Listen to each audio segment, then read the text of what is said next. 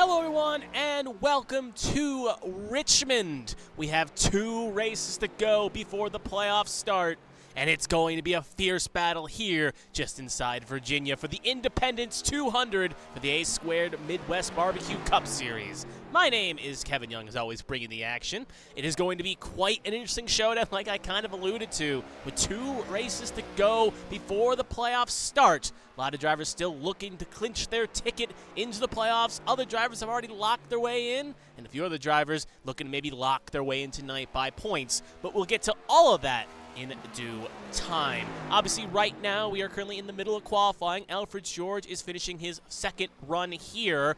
Right now, pole is Daniel Michelle, who was in a dead heat with Zach Millett, but tie goes to whoever sets it first, and that was Daniel Michelle's pole at the moment. We're going to pivot on to Jonathan Adams here, back after last week, had a fill-in driver in that Cyberpunk machine. He is now back here as well, a driver that's going to need some good form these last couple of weeks. 60 points back on the cut line coming into tonight. He's going to have to basically be in a win-and-you're-in situation for the most part over these next 2 weeks, or really put the hammer down and try to find some points.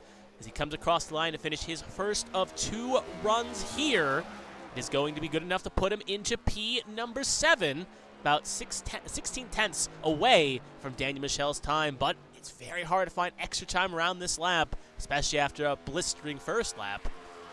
So we'll see what he can do here.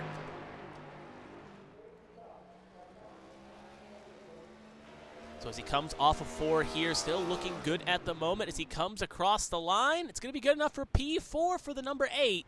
And he will slot that machine there. Obviously, our own Carmen Santa, the chairwoman of ABN, is probably quite thrilled seeing a Cyberpunk car quite leak towards the front. We're going to pivot on to Tom Sears now, back in that Celtics green. And hey, when your local sports team wins a championship, why not deck out the car like he's done the past couple weeks, hoping it provides him a little bit of luck, and that Celtics luck can carry on off and give him some propulsion here going into the playoffs. He comes off to finish his first 2 laps here with a little over 3 minutes to go in qualifying across the line. Actually, it's going to count. It's going to be P16 for Tom Sears. That car did not feel good, and you can see it braking hard, hits the wall. Second run will not count for Tom Sears. He will have to settle with his first time, and it's going to be a little bit further back. We'll see if anyone else is on a run right now. A few other cars at the moment are doing laps, like Donald Ray here, Brandon Proudfoot, and Zach Millett. And actually, we'll ride on board here with Proudfoot, as he'll show us a lap around Richmond here, just to show you what it's like to drive around here. So here's Proudfoot, who won at Nashville, taking the 2-tire strategy. Obviously right now clinching to the playoffs, but still trying to chase down the regular season title. Obviously it's going to be a Herculean task to do that. He's going to have to upset Hagan these next 2 weeks.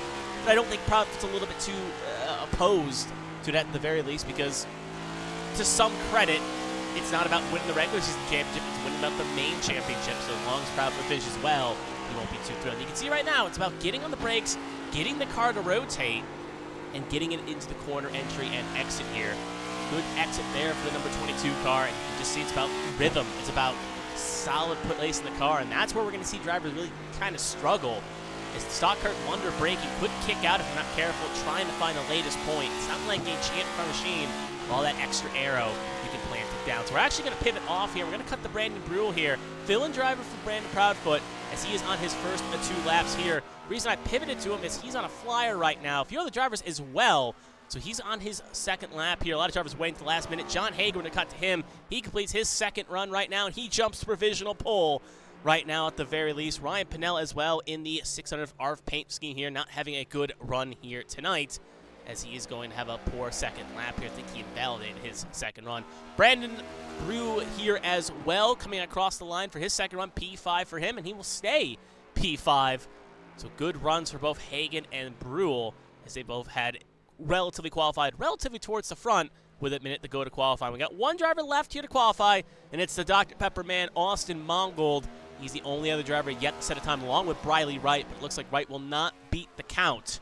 So it's either going to be Briley Wright or John Hagan. One of these 2 B-Tron cars will hit pole position here. The question is, which one will it be? Obviously, Hagan is not yet to get a pole this season. As another driver that's kind of in a win-and-you're-in situation. He needs to have a good run here tonight if he wants to at least maybe have a chance to sneak into the playoffs. First run was okay, but it's not going to be that great. P27 on the stopwatches. 23.19. He's going to have to shave off at least almost under a second if he wants to get into pole position here. So as he comes off the last corner, will it be Hagen or Proudfoot for pole? Almost clips the wall, spinning across the line. Lap will count, but it will not be faster. It will still be P27 for Mongold, and that is going to be that for qualifying. Here's Millet finishing up a couple laps here just for his own pride and joy.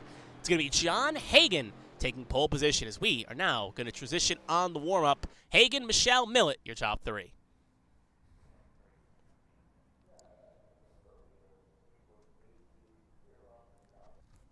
So that's going to pivot us nicely into warm-up here. 5 minutes for these drivers to get used to the car, get used to the setup, and try to figure out what they can do. Maybe take a bathroom break, take a sip of water, or even practice pit lane entry and exit. So all we got this time, we're going to take a quick look at some of the new news pumping around the A2 Cup Series right now, with some new fill-in drivers coming in for tonight, along other things. So we will take a look at that just in 1 second here as I transfer over the sponsor here. So now we'll do that. So you can see right now at the moment, we got a few drivers filling in. Actually, first we'll take a look at the standings, and then we'll go over the fill-in drivers here. Standings are a bit more important with 2 races to go. So here are the standings. That's the wrong graphic. That's the graphic we're looking for. Yes, it is. So you can see right here with how the playoffs are shaking up at the moment. Oop, yeah, moving the wrong thing.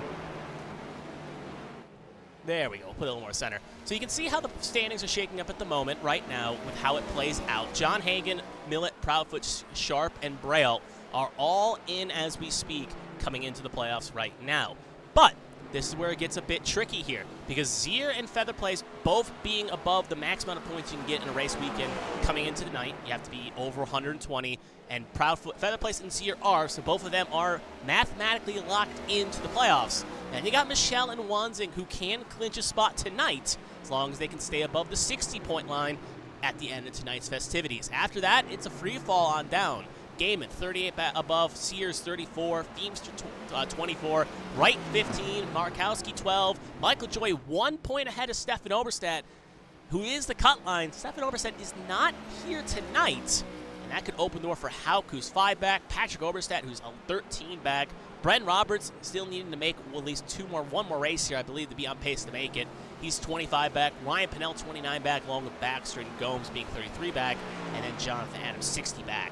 So to kind of realistically kind of shout it, any driver that's probably right now around Gaiman to Oberstadt still has a chance to get bumped in or out. And then you got Hauk, Oberstadt, Roberts, Pennell, Baxter, and Gomes probably still within a chance if they can get 2 good weekends here to point their way in. Everyone else behind Adams is probably in a must-win situation coming into tonight. Or, well, tonight and next week at the High Banks of Daytona. So that is the standings. Now we'll take over some of the drivers that are filling in tonight for other drivers. Speaking of one of those names right now, we obviously saw them during qualifying, if I can find them on my name in the list board here. Brandon Buet, right here in the 34 machine, obviously rocking a similar plate to Brandon Featherplace. He is in this machine tonight filling in for, well, Brandon Featherplace. He's one of the drivers subbing in. Byron Jones, if I can find him on my big magical board of names. He's filling in that number 3 machine for Stefan Oberstadt. Not on track currently, but he is out there as well. Briley Wright, there he is right there. Briley Wright, next car in as we speak. He is filling in for Dustin Painter in the 65. And then lastly, chairman of the board, Carmen Sienna, obviously with Winstell being off these 2 weeks, she's elected to kind of step in these past 2 weeks. First time she was filling in for Ryan Pennell last week. This week she's filling in for her teammate, or I guess a teammate in some capacity in HTL Cup Series, Jeremy Braille, defending the champion of Season 4. He is filling in the 74 machine tonight, so she's going to try to run that car to its great potential. And that is the fill-ins. Obviously, only a few of those drivers have major only one driver has major championship implications in that list of 4. Stefan Oberstadt obviously out tonight. That means he's surely going to lose his spot in as we speak, and that's going to allow another driver to propel their way in. Other than that, though, Braille obviously locked in with the win at Daytona. Featherplace already locked in with the work he's done throughout the regular season. And Dustin Painter, not locked in, but in a situation where he's going to be in a must-win next week.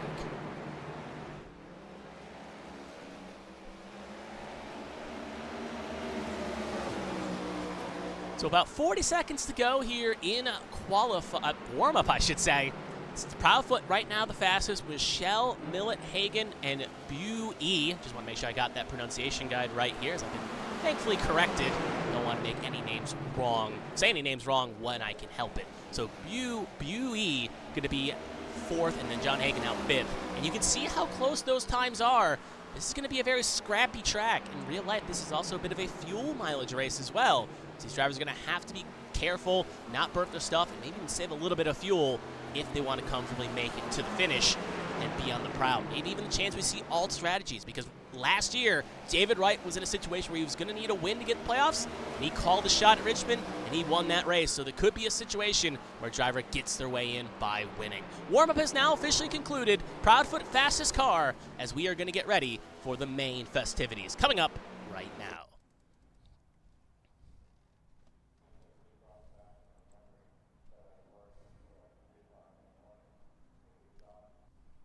So as we get ready here for the main race here, just going to flip that over to laps. 200 laps wait these drivers. But first, we're going to take a look at the starting grid and where all these drivers are going to line up. John Hagen and Daniel Michel, they will be the first two here, starting off on the front row. Then you got Zach Millet and Josh Gaiman in row number 2. Row number 3 is going to be Brandon Bue and Jonathan Adams. Row 4 will be Lilac Zier and Seth Wanzing. Row 5, Byron Jones and Cody Pennell. Row 6, Kevin Feemster and Davey Hawk. As we provision our way on down, it's going to be Brandon Proudfoot and Tommy Withers in row 7. Brendan Roberts and Lily Pelletier-Sharp in row 8. Ross Baxter, Tom Sears in row 9. Dale Markowski and Mark DeLayla round out the first 10 rows, with Patrick Oberstadt, Donald Ray in row number 11. Michael Cheeseburger Lawrence and Tristan Catania in row 12. Carmen Sienna and David Wright in row 13. Austin Mongold and Ryan Pinnell in row 14. Eldridge George and Josh Battles in row 15. And Briley Wright rounding out the 31-car field in P31, filling in, like I said, for Dustin Painter. So 200 laps await these drivers. We should get, I believe, 2 pace laps here for these drivers to go around. We'll see if we get the call down the horn here. Just in a second. Just going to make sure everything is muted. Don't want any surprises coming up on the radio comms. As usually when I do other commentary, sometimes I like to listen to radio commentary. So just want to make sure it's all muted so nothing sneaks through the air there. So a little trip behind the glass curtain, if you will.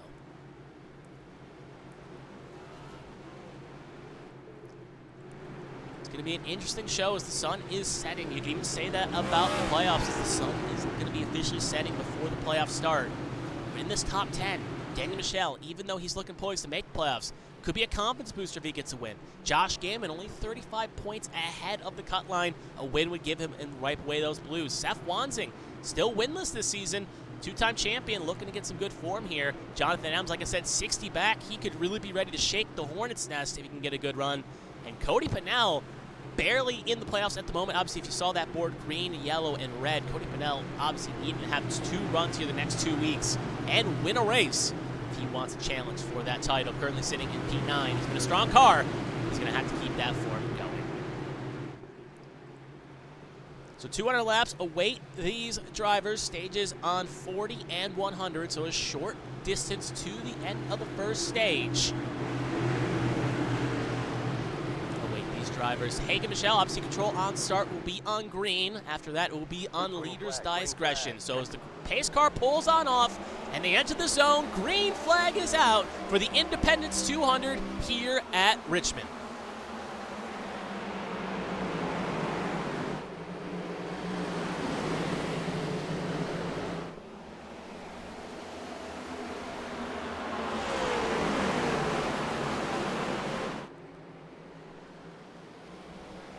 As they complete lap number 1, the book, it's a sight we've seen a lot this season. John Hagen will lead lap number 1, but there's a battle raging on for P2 here between Zach Millet and Dan Michel, with Brandon Bue sitting in 4th right there, filling in a 34 machine, looking to try to steal checkered flag here. Millet and Michel both at the moment locked in. Obviously, Michel's not locked in yet, but needs a good run here, but going to be side by side. Millet, I the driver. You can see one car starting the pit lane. It's the 48 of Tristan Catania. They will escape the pit lane here. Still side by side. You can see other cars raging in battle in the far shot. And Bowie looking to try to make a move as well on that low side, leaving Michelle sneaking. And this is where it's kind of the short track package and the next machine's kind of playing off here. As you see the effect of it, as you can see, Millet making the move and getting pinned on that high side is no bueno if you want to really be on the attack here. Similar to Martinsville and similar to Bristol, it's kind of a one-groove track.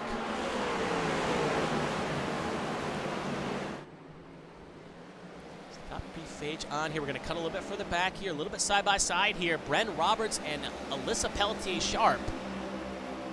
Roberts trying to go forward here. Sharp as well. Sharp up 2 spots where she qualified. Proudfoot up the road as well. Had the fastest car in practice here. Side by side with Haupt. You can see right there, just had a blink, so we're going to cut to Sharp here. Back he is Proudfoot.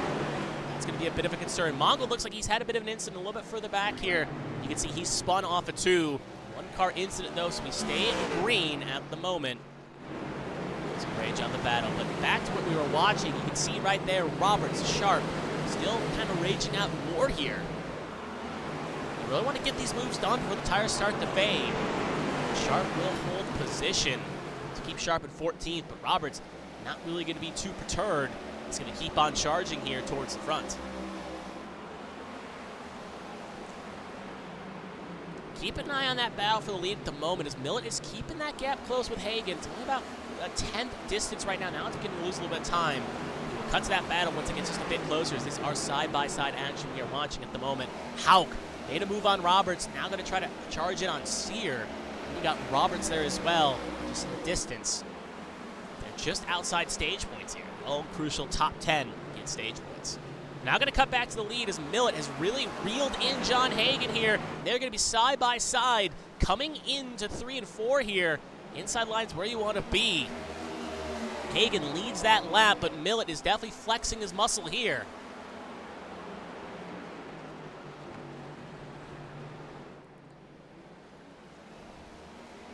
Still side by side at the moment. Millet not going to go in the turn here. Going to keep that low side and just keep chipping away.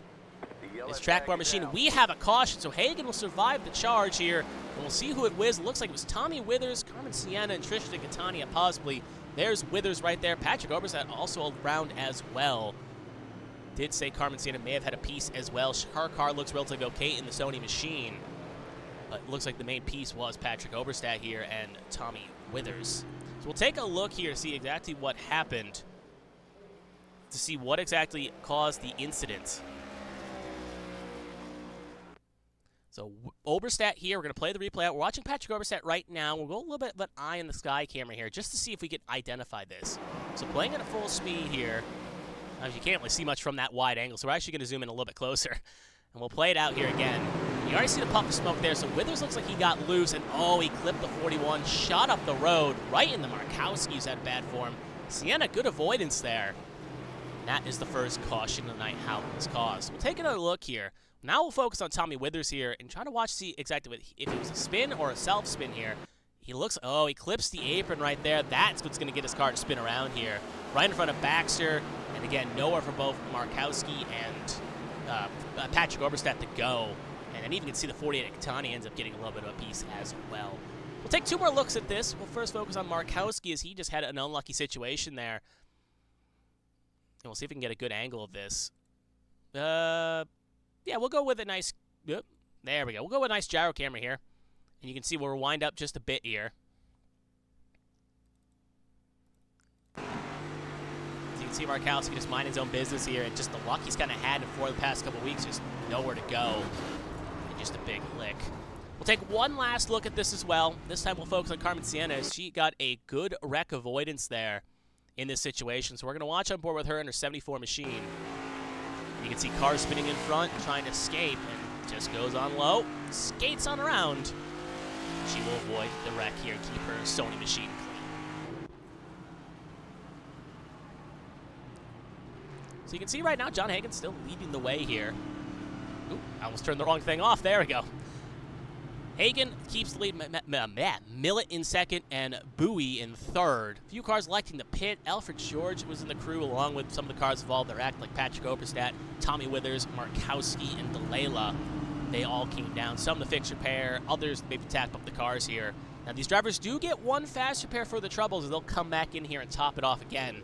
Obviously, George wasn't involved in the wreck, but everyone else does get one fast repair if they so choose. But most of these cars, probably with the minor damage they received, are just going to tough it out and going to survive to live another day just in case they need that fast repair again.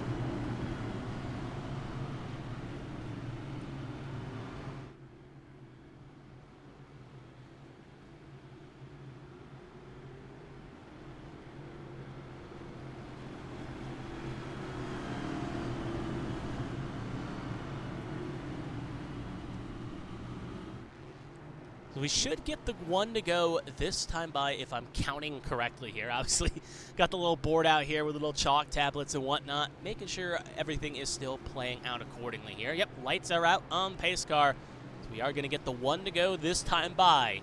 It's going to be Hagen and Millet, row 1, Bowie and Michelle, row 2, Gaiman and Adams, row 3, Zier and Wanzing, row 4, Byron Jones and Cody Pinnell rounding out the first 5 rows. Obviously, the stage not being half over yet, as we still got, obviously, to go to lap 40. No cars wanting to give track position, as track position is a premium around here. The question is, though, is Millet going to be able to keep that charge going on Hagen? Or can Hagen maybe get some luck here and keep that ice cream machine out front? So as the pace car is going to pull on off, it's going to be on Hagen's control here. Green is out, and away we go. Good launch by the 81. The rest of the cars begin to file in here. You can see battles raging on in second and third.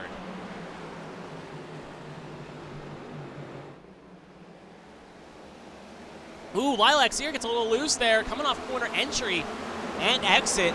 Just going to be side by side with the 3 of Byron Jones. And then you can see Proudfoot and Pinnell ready to capitalize.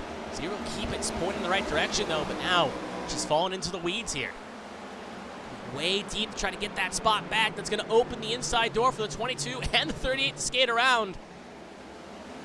So just trying to change your line there, and that cost her even more time here. Now she's got to be careful as Roberts and Sharp get into blows, and that could turn Sharp around. It is right into Roberts, and that is going to be the second caution of the night. There's Sharp right there trying to get back as cars passed on by. Brendan Roberts, obviously, you can see he's also wounded into the action as well. You kind of see how that cluster was playing on. That was shaping up to be a wreck. David Wright also with a little bit of a scratch as well on his 42 Budweiser machine. So we'll take a look here and see. Obviously, we got a good view of it. We'll take a look as well. As you can see, playing off into the corners. All started up when Zier kind of made that mistake and in turn went just a little deep into the corner here. And that's obviously not on her. I'm not saying this is her fault. It's just that sometimes that checkup calls a checkup. Drivers are going to be bouncy and try to make moves quickly here. So you can see the 89 side-by-side here. Zier thinking about maybe making a move here. Goes a little bit too deep, and then right there, almost runs into the 84. Gets back bumped by the 14, and then ping-ponged right up into the 84. And that is how easy a caution can happen around here. We'll take another look as well from a little bit of a, not that high of a shot. We'll take it from a look here. We'll focus on Bren Roberts as well. Driver needing a good run here to try to make it into the playoffs. Mining is a bit on the high side. You see again, just a little bit bumped there by Sears into Sharp, and Sharp into Roberts. Both of them go around, and then you can see that fender bumping into the Sunoco sign. Almost like a ping-pong effect there. We'll take one last look at this. We'll focus on Tom Sears in the 14 machine here. If I can find him. There he is. We'll focus on board, and we'll ride on board on his hood camera here and just see the shots he saw going into this action. Braking hard, bit of a checkup, got right to the gear panel, corner panel, and away both of them go. And actually, we'll take one more quick look at this as well, because I just want to see how David Wright played into this factor. So, one last look. I know I said one more, but we'll take one more. I just want to see his Wright was way off the pace here. I just want to see, did he have any piece in this? No, that damage was already there before, so Wright was just provisionally a little bit off the pace there. So back to live action. We're going to be on lap 20 here. Still Hagen, Millet, Bowie, Michelle, Gaiman, your top 5. These cautions obviously playing into Hagen's hand here, as it's giving less time for Millet, Bowie, and Michelle to have a chance to prowl and catch Hagen. So shorter runs seem to be helping out this 81, at least in the short term here.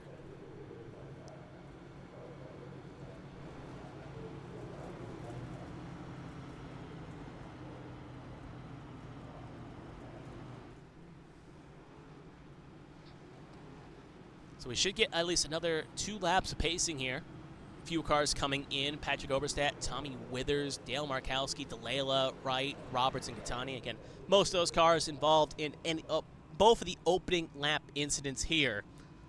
As most of them, again, just coming in, topping off, fixing cars up. Just, again, not wanting to burn their fast pairs here as we see Catani hit his box. There's Tommy Withers. Brandon Roberts got a new front clip on that as well. Just getting those machines up to competitive speed.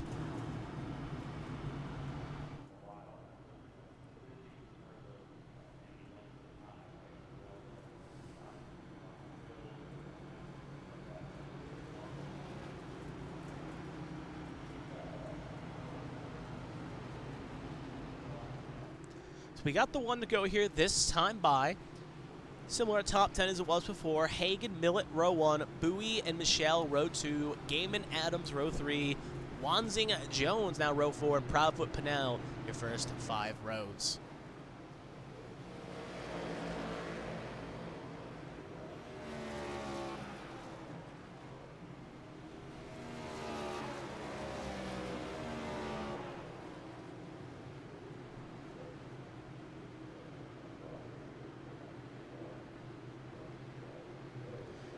So as the pace car pulls on in, it's going to be on Hagen's control here.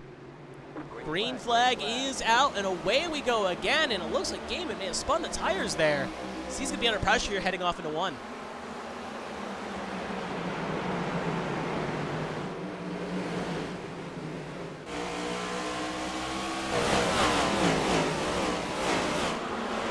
Trying to find an angle there that's relatively good here as Gaiman's already lost a spot because of that restart. Still side by side, top 3, not much has really changed up there. We're focusing on this right now at the moment.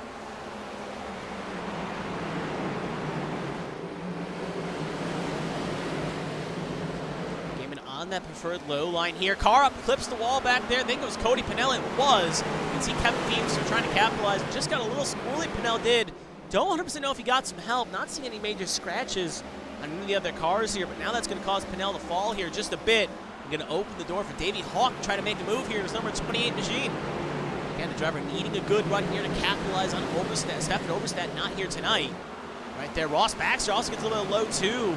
Going to end up losing a spot here, maybe to battle. So a bunch of battles here at the moment playing on. 3 wide with Lawrence, Battles, and Baxter. Battles almost close to the store on Lawrence. They all keep pulling in the right direction. We're going to cut back up to the top 2 here as if they're side-by-side. Bowie and Millett here, and Bowie will make the move on Millett. So put Bowie to 2nd, put Millett down to 3rd. This top 3 rage on in war here, trying to catch that number 81 machine. We'll focus on this just for a second. We may pivot back there as that battle is still raging on quite aggressively just outside the top 10.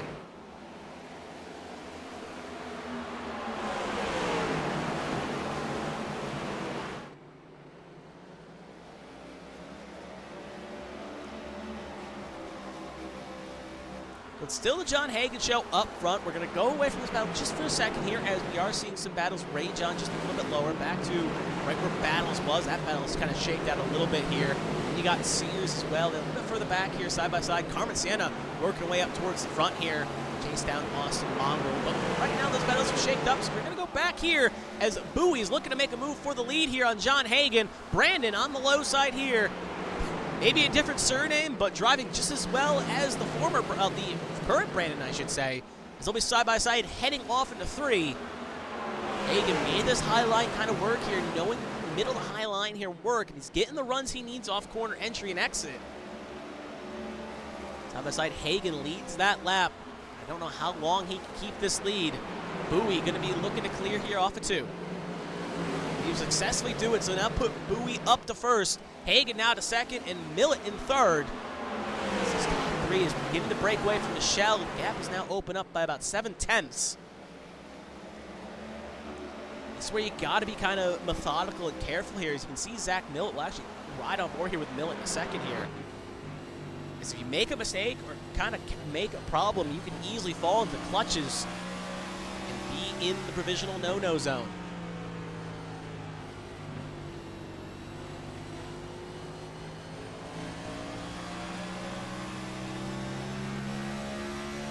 Hagen maybe feeling a bit of the pressure right now, but Hagen's definitely someone that feels pressure, doesn't really crack all that often. These top 3 races on. We're also keeping an eye on some other battles here. We obviously saw on the timing and scoring board, Gaiman got around Sear. And I think Proudfoot as well made a move and got around Gaiman. So they're charged. Proudfoot's charged toward the front right now. And also, you'll see maybe this wide shot here, you can see. There's also a battle with Adams and Michelle, as they are also getting closed up here too. Battle for 4th and 5th, respectively. As the stage is coming close to the end, drivers are going to push hard here to get those extra stage points. So you never know when you may need them, especially drivers that aren't locked in.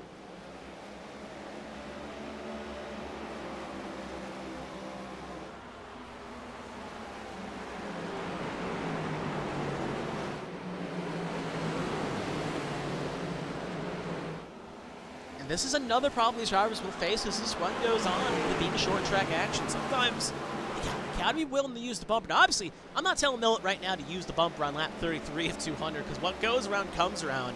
But it can get to a point where if we're looking at maybe lap 195, 196, your only real chance to maybe make a move maybe to have to get up under the driver and just get him a little bit loose. Not wreck him per se, but try to get something happen as the speeds are about the same here. Because we check as we come across the line here.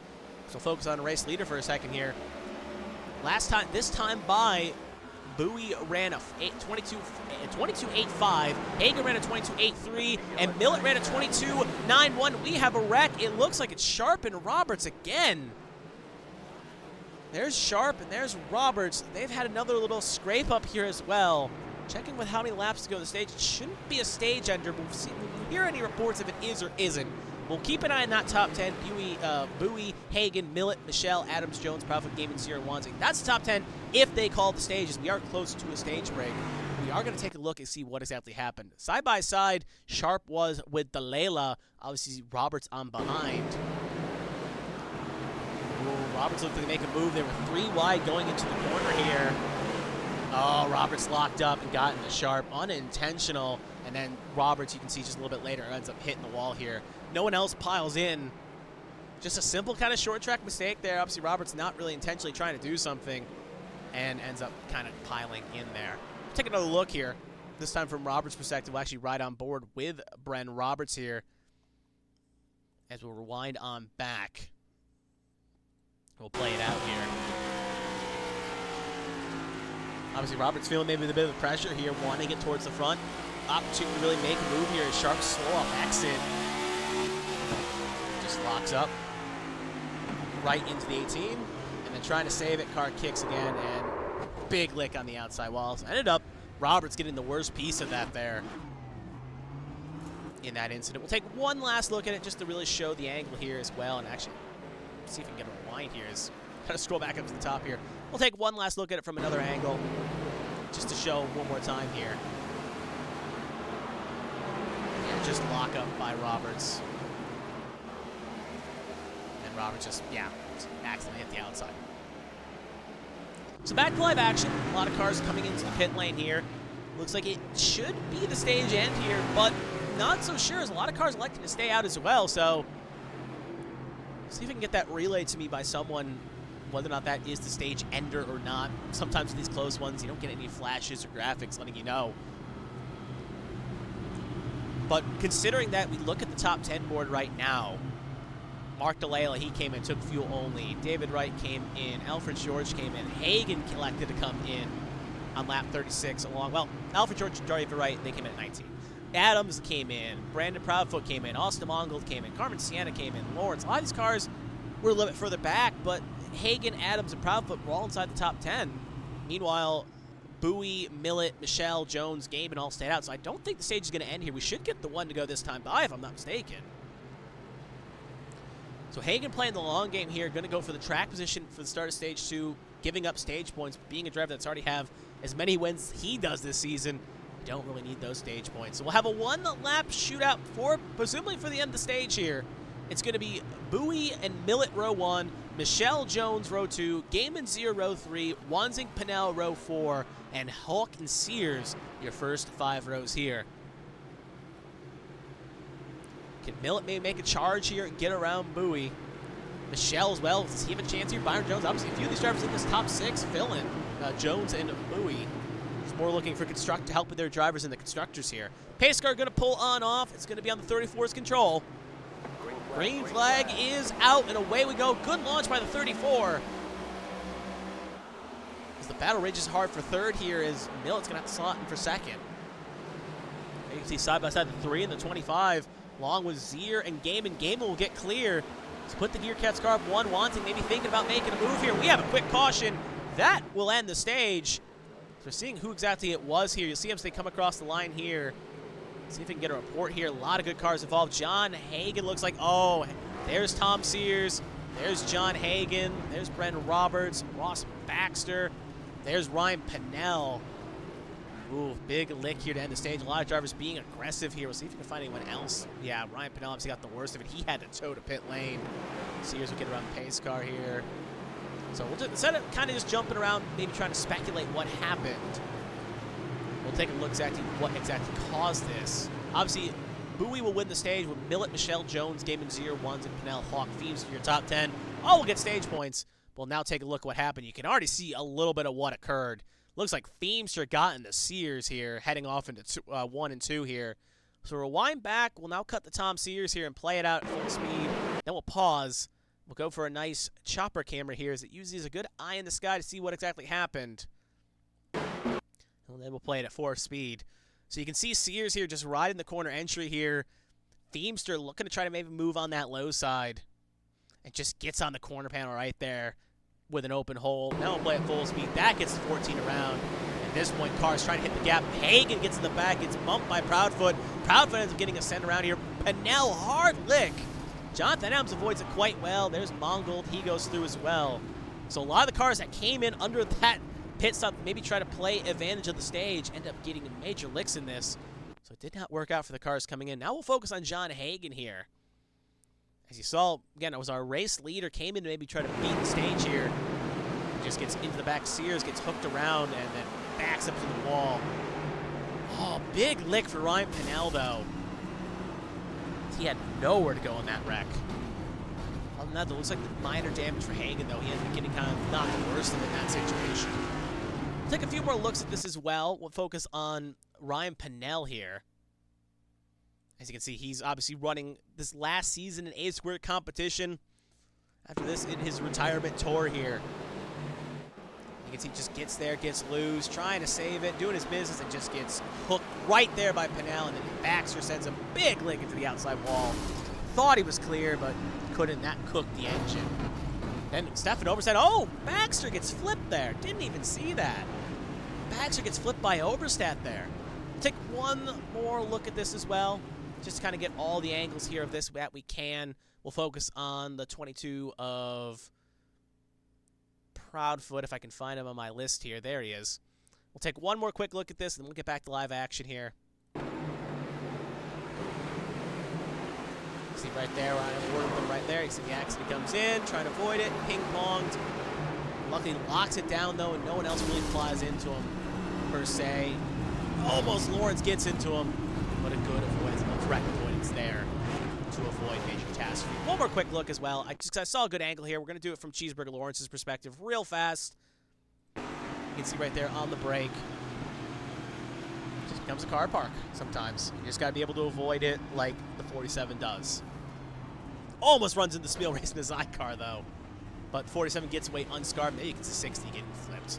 So back to live action as we're getting close to going back to green here, so we're going to have to hurry that along. Carbon Sienna stays on out along with some of the other cars that came in at 36, so it's going to be Sienna and Adams, row 1, Mongold, Proudfoot, row 2, Roberts, Lawrence, row 3, Sharp, Battles, row 4, Gaiman, Donald Ray, your top 10. The cars selected that came in on 41. Gaiman and Milt both took 2 tires. Then you got Brandon Bowie, the first one, on 4 tires, currently sitting in position 12 in row number 6. Pace car going to pull on off. It's going to be on that 74's control. Green flag is out, and away we go. Already, you can notice that 22's got a big old shiner on the front end here. We'll see if that hurts the performance of that 22. As they're side by side for the lead here. B-Tron car fighting B-Tron car here. 2, 3 B-Tron cars on the top 4. Donald Ray gets a little bit loose farther back here. Sienna loses the lead.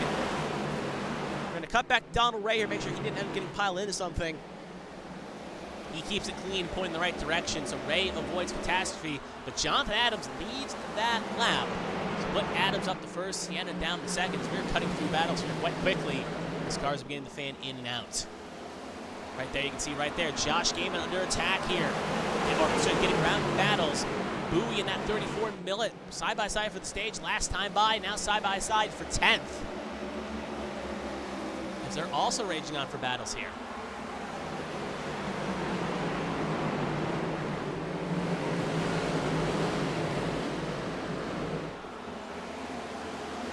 Two abreast. Adams is getting to pull away here a little bit in the lead. We'll come back to McCann. Battle's going to go up the road just a little bit, and this is where the fresh tires, even slightly a difference, is working out in that 34's favor. He is carving through this field. 3 wide behind, you can see right there, 31-47. That's 4 wide in the shot. That doesn't usually work out. It's into the wall there. They all fan out, but luckily, no one's the wrong way around here. We keep it clean, and well, maybe not clean, but we keep it green. So Lawrence in the battle is going to be the big losers, that 4 wide excursion. Michelle up in position. This middle pack is quite fighty here. Not battles, I should say. Bowie and Gaiman side by side. Sharp also looking to make a move on Proudfoot. Door will get blocked there. That up road battle. Oh, Sharp puts the bumper there. Kind of covering 2 battles here. Sharp and Proudfoot side by side. Bowie and Gaiman side by side. Sharp put the fender on Proudfoot going off the exit there. That's going to open the door for the 34 and the 61 to sneak around that 22. I wonder if that 22 is really feeling the effects of that damage he got from that caution just before the stage end, as his car is falling like a rock here. And it's definitely affecting probably the downforce a little bit, but with it being a short track, aero's not the most important thing around here. Right now he's falling, and he's close to being outside the top 10 if he's not careful. Back to that battle we were watching. Bowie continuing to charge towards the front. On the low side, a Sharp here.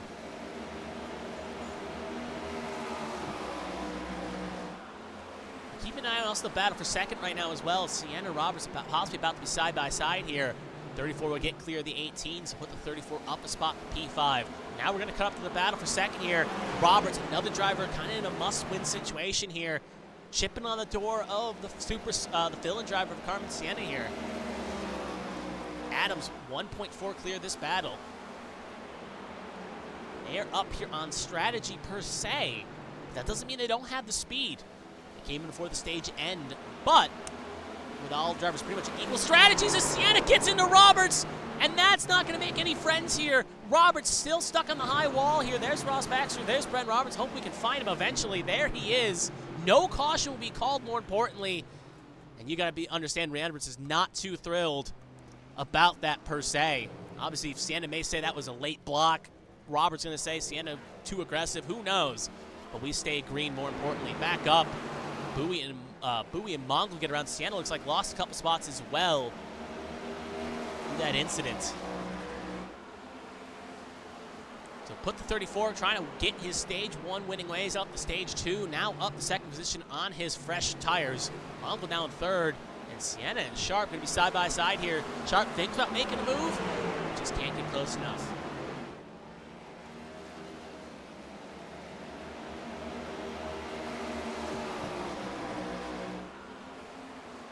So I'm wondering how that wasn't a caution. iRacing, I guess, I don't think A2 does automatic cautions as Austin Mongold gets around. I'll answer that question in a second. Mongold still loose here, gets the hook, and right in the millet. 2 cars low, that should be a caution. That will be a caution. So the answer to the question I was just about to say there is under race control supervision, 1-car incidents are not a caution. You could argue Sienna may have been involved, may not have been involved. That's up for debate. But only 1 car was stopped on track, high up in the groove, so Control decided to deem that not an incident, being high enough in the groove out of the racing line. But that being 2 cars there, caution was called. So that kind of is their race control in a nutshell here. Obviously, sometimes you get bit by the hammer, other times you don't. But that's how I deem that incident was why it wasn't called for the Robertson situation. I saw it fire off in chat. We'll take a look here exactly what happened to Zach Milton. Then we'll take a look previously at the Sienna incident as well. So we'll first focus on the Roberts incident here, as Austin Mongold is going to be the main problem here, is we're actually on the wrong car. There we go. as we'll see him come off into the corner here. You see him, he clips that apron, rewind just a bit, and similar to happened to Withers, I think he was even loose beforehand. Yeah, the car already starts to kick there, and it started getting loose. He's trying to save it way off the road here. Sienna gets on through, still trying to fight it, and then Michelle gets in, Michelle sends Mongold into Millet. A lot of M's there, and then Millet ends up kind of making a mistake there. And well, Millet didn't do anything wrong. He was just kind of an innocent bystander there, and that's how this incident plays out. We'll take another look at this as well. This time we'll focus on the 25 of Daniel Michel here. Obviously side by side with Gaiman. The spinning four comes up the road, and nowhere for that 25 really to go here, going at the speed, just gets into the bumper of him, and then sends him right into Millet's pathway. And that's the caution. We'll take one more look at this as well. For this incident, we'll take a look. We'll ride on board here with Zach Millet in his 31. Obviously, he's right there. Mongol already kind of going out, kind of wrecking loose there. Checked up, and yeah, just north of 31 to go. Got a 4. Got a Dr. Pepper sent right into his pathway, and that is the caution. We'll take one look as well at that previous incident. Here's Bren Roberts. We'll also focus on Carmen Sienna in this incident. This is the incident that may have been should have been a caution, maybe not. As that happened, we'll ride on board here. We'll take one look at it first, and we'll ride on board with Carmen Sienna. So we'll first focus on Byron Jones here, Ben Roberts, and then we'll focus on Sienna here. So here's Roberts. This was the battle for second position at the time. Oh, Sienna tried to make a move. I think Roberts may have been reactionary late, but at the same point, Roberts wasn't that low. Yeah, Sienna just got in the back of Roberts there. We'll take one more look at this as well. This time we'll ride on board with Sienna and see exactly what she saw. But I scream racing incident, but I think Sienna went for a hole that was never truly open there. Yeah, oh, she's going for it. Yeah, no, she got in the corner panel there. Roberts was not even really closing the door. Sienna just got a little low, and then you can see this in the corner there. Hits the wall hard, and that opened for Mongol and Bowie. So back to pit lane. Adams right now your race leader. Few cars electing to come in under that caution. Obviously fix damage. Seth Wansing in, Proudfoot in. Why don't you show there's Seth Wansing right there. Off sequence he is. He's in his box. He's got a little bit of damage too. I think it may have been for the caution for the end of stage. He'll get his car fixed up. There's Proudfoot as well, getting his front end completely fixed up here. Few cars elected to come in. Some notable names: Patrick Oberstadt, Donald Ray, Alfred George, and Tom Sears, along with the car still in pit lane. But Adams will stay out and keep the lead. But now, instead of having that 2-second gap to that 34 is going to be side by side with him. As we hit the one to go, it's going to be Adams and Bowie, row 1, Sharp Gaiman, row 2, Sienna Millet, row 3, Michelle Zier, row 4, Pennell Baxter, your first 5 rows.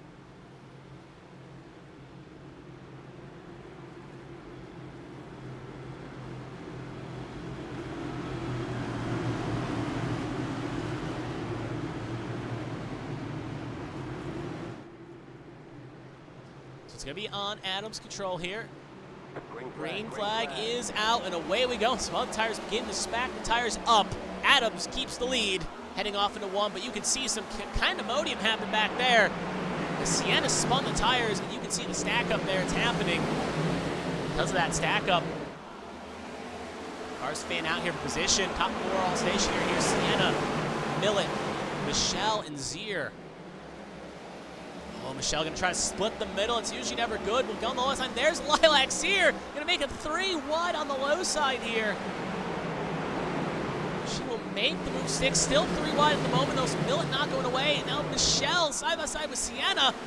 David Wright loose. Battles loose as well. Right there. There's Battles. And that will be a caution. So we'll have to take a freeze on that field here. Right there, Battles here. We'll see if anything else may have caused that, but that looks like was the point of incident here. Also, Mongol a bit slow here. We'll see if anything else may have triggered that, but I believe that is what our caution was for. So focus on David Wright here and that Budweiser machine. You can see, already see the chaos up the road here, but not really in play for Wright. Wright just gets loose, tries to save it. See if DeLeo got any help, but just big lick there. Battles also spun. So even though it wasn't technically 2 cars, Race Control probably saw 2 cars low there. Maybe thought it was. Regardless, we do have a front clip, but that is Dave Wright. Don't see anything else to report there. We'll take another look at it as well. This time we'll focus on Mark DeLela as we'll ride on board with him. If we can find him in my drop-down menu here. There he is. So we'll actually ride on board with the 80 machine, and then we'll also let him look at battles real fast. Again, just want to make sure nothing happened else while we were watching. Yeah, right gets loose. Yeah, DeLeo didn't even get a piece of him there. Maybe net code possibly, but not intentionally hit. Yeah, everyone else kept it forward in the right direction here. And then we'll take one more look at this time from Josh Battle's perspective, a little bit further back here. Obviously, he had a single car spin here. There he is. As we'll play it on board here. Yeah, similar will happen to the right. Just got up the corner here. Car kicked loose, and luckily doesn't hit anything, though. Bats it down. Actually doesn't even tap that inside wall. Car is still looking pristine, so Battles avoids catastrophe there and avoids wrecking out his machine. So back to live action. Bowie was able to get around Adams kind of in that lap we were watching.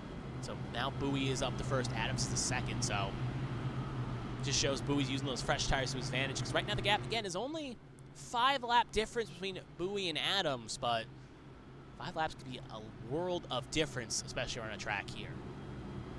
More cars elected to come in, most of them with damage repair. Wright, Wanzing, Mongold, Lawrence, Proudfoot, Roberts, Markowski, and George all in. Most of those cars have had some damage somewhere around this track here. This does raise the question, though, obviously with the fuel runs being slightly longer, the stage ends on lap 100 this time by instead of lap 40. So it's 60 laps long instead of 40 laps long. Makes you wonder if there's any question marks possibly in some of the cars that maybe 5 laps short. Obviously, if they're short, obviously these cars are short, but 5 laps is still a lot of laps here. So we'll see if there's any concerns, any saving that has to be done here before the end of stage number 2.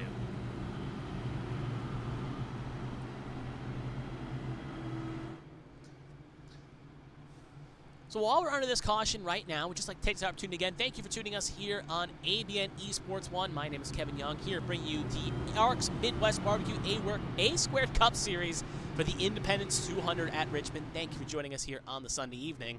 Obviously, this week we're on ABN 1. Next week we'll be back on ABN 2 for the final race before the playoffs start at Daytona. Some drivers looking to clinch their way in, other drivers looking to keep their spot in the playoffs. And after that, we will have 8 magical weeks before the regular season champion is crowned. All of that will be on ABN 2. If there's any schedule changes, please keep an eye on the ABN social media and the ABN website abnesports.com, for all future updates on the series and whatnot. Anyway, though, we officially hit the 1 to go this time by. It is going to be Bowie and Adams. Not seeing that name enough always seems to kind of throw me off there just a bit. Sharp, Gaiman, Michelle, Sienna, Zier, Millett, Baxter, Pinnell, your top 10 here. And it's going to be on that 34 cars control.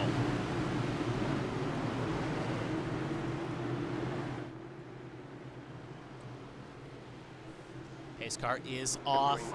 Restart gone, and away we go here on lap 7.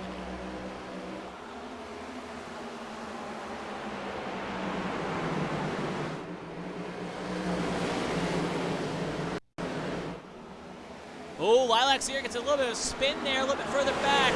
She keeps it safe, though. So no wreck, no accident. We stay green, but that's going to cost her some time there. She's going to lose spots. Back up there, Gaiman trying to make a move around Adams here on the high side. And there's Daniel Michelle making a big lunge on Pelletier Sharp. As Gaiman will get the spot. Michelle looking to try to clear Sharp here, heading off into 3.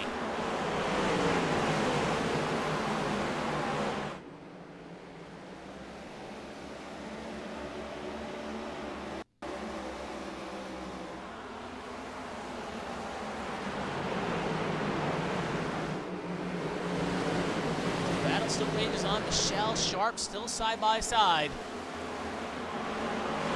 Cars being fight a little bit further back here, folks, on this battle, though, as we speak, because this is a very close top 5 battle. As you watch on board here with Carmen Sienna, she's got the best seat in the house right now watching this. Obviously, right there, she's the former ABN Open Wheel World Champion.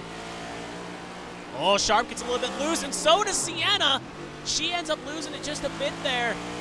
So maybe a bit of a commentator's camera direction jinx there, as she ended up getting a little bit kicked out there. She's losing a couple spots. Now she's outside the top 10. Sharp also got loose, but did not lose any time, though. She'll stay in P5. Cody Pennell up to 6, and John Hagan, remember, had that incident at the end of stage 1 and is now fixed back up, trying to reclaim what he kind of, maybe not lost, but what he led the first 30 odd laps at the beginning of this race.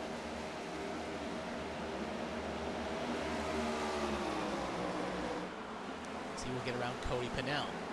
There you can all see Zach Millett making a move on Kevin Feemster. Again, Feemster's having a sneaky fast season this year. Consistently getting top 10s, top 15s.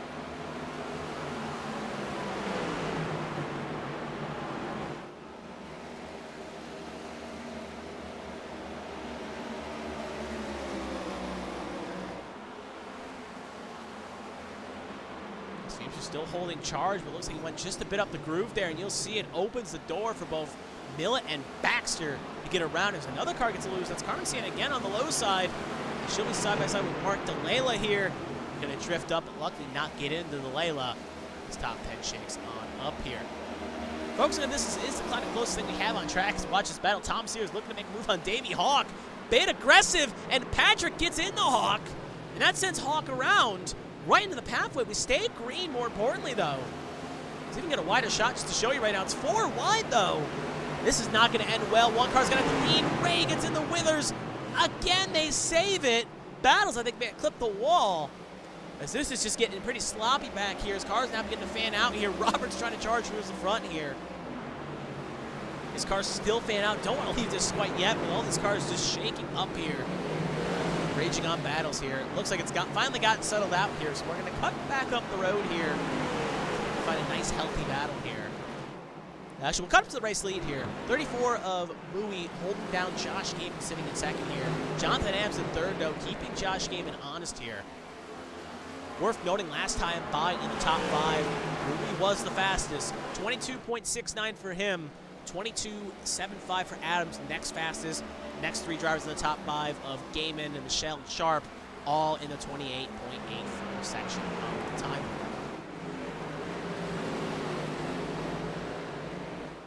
Adams being one of those drivers 60 back on the cut line, really needs a good run here tonight to try to stop the bleeding if he wants to get into the playoffs.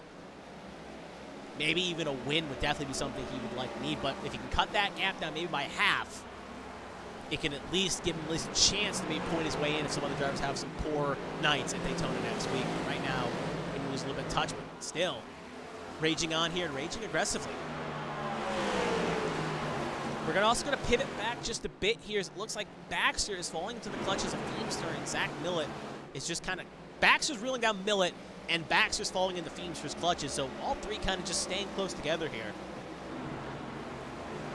So kind of jumping around here from battle to battle, keeping an eye on a lot of things.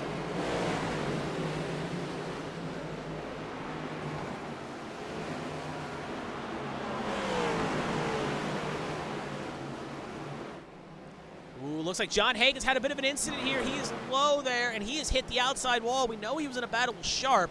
We'll take a look here and see exactly what caused this. Let's keep an eye on the times, but didn't look like anything major happened. Did he try making a move? Oh, it looks like he did. So we're going to play it out here. This is a replay of what just happened to John Hagan.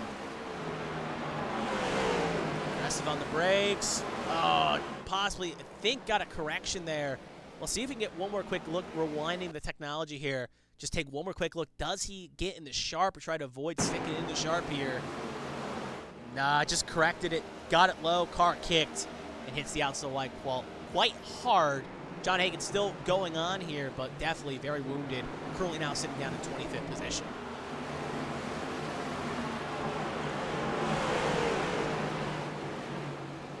So as we focus back up the road here, we'll kind of do maybe a cycle here just to show where the top 10 is at the moment. Here's the race leader, Brandon Bowie. Josh Gaiman in second, Jonathan Adams in third, Dan Michelle now sitting in fourth, Lily Pelty Sharp in fifth, about half second behind that battle. Here's Cody Pennell in sixth, Zach Millett now sitting in seventh, Ross Baxter in eighth, Kevin Feemster looking to make a move, so they may switch swap positions here, and Tom Sears trying to crack the top 10 here. So this is the top 10. Mark DeLeo right there in the distance. He is sitting in 11th. So this is the last 3 in on stage points as we speak.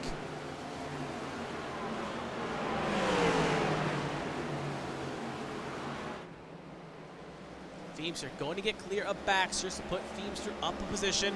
Now Sears looking to try to capitalize as well.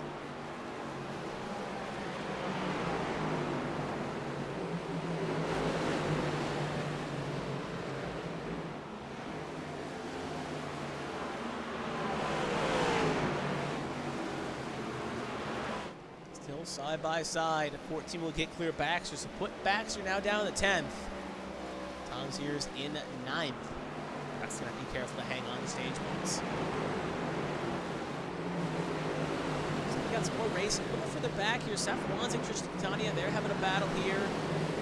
Here's the other side, looks like Withers is going to, Vaughn's going to win that battle. A little further back here, you can see right there, this is the one I kind of saw though. Bit of a cluster happening. This is just outside the top 20. Donald Ray, Bren Roberts, Tommy Withers, Josh Battles, 20, 21, 22, 23, and John Hagan, 24th. So they're going to war here.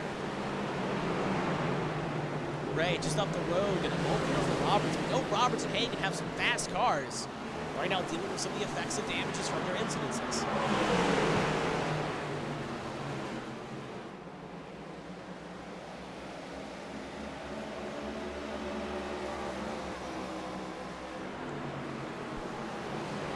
Oh, Roberts up the road, gets into Ray. Withers going to try to split the difference. Hagan looking to try to be on the offense here. Try to capitalize. Oh, Battles gets in the Withers. Open the door of Hagan on the low side. Hagan going to get clear here, and it's going to make it a 2-for-1 special. So put Hagan up to 23rd right now, and try to make it 22nd.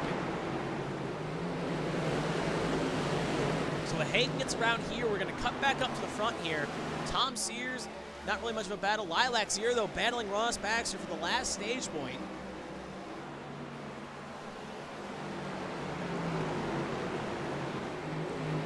So they're going to get clear, so Baxter really starting to feel that tire fall off as Baxter came in at 41. For worth noting as well, Baxter came in at 41 along with Zier. Tom Sears came in at 59 and has got 2 fresh tires on his machine. So Sears really making those 2 tires work here, trying to get some extra stage points here. So he's now reeled down both Feimster and Millet. We'll actually ride on board here with the 14 machine.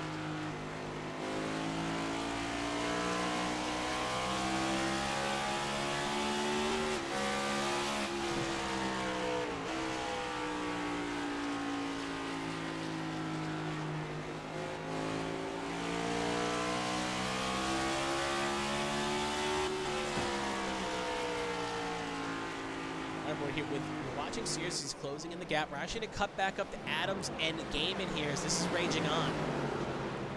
Gaiman, Adams, Michelle, 2, 3, and 4. Then you obviously got the 3 there, Byron Jones. He is not for position. He is at least 1 down.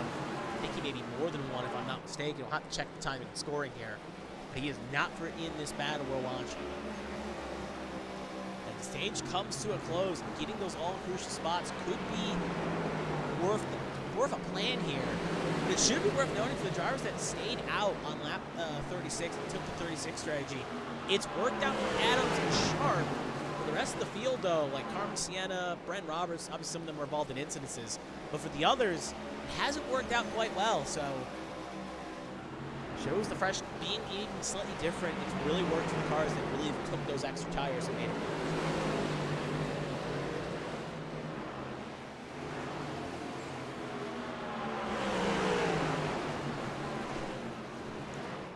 Hit 2, 3 to go in the stage. That time by as Brandon has crossed the line officially. There he is right there, getting around Cheeseburger Lawrence. So that will put Lawrence first car 1 down. If the 34 doesn't catch any more traffic, that 47 will be the first one to get the lucky dog here and get back on the lead lap. As this run goes on, though, we're watching some battles shape up here as well, as the leader now will take 2 to go.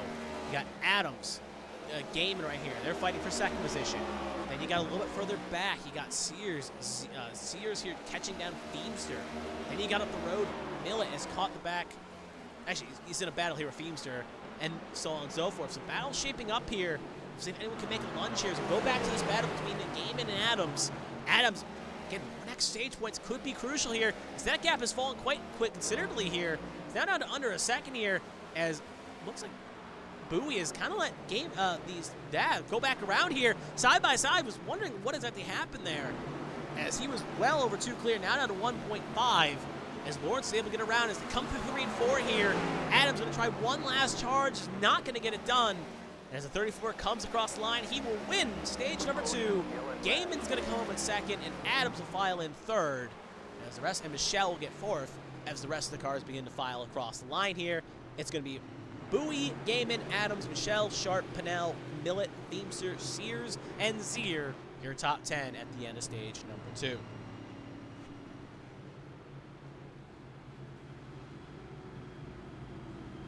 Should see all the cars come into the pit lane.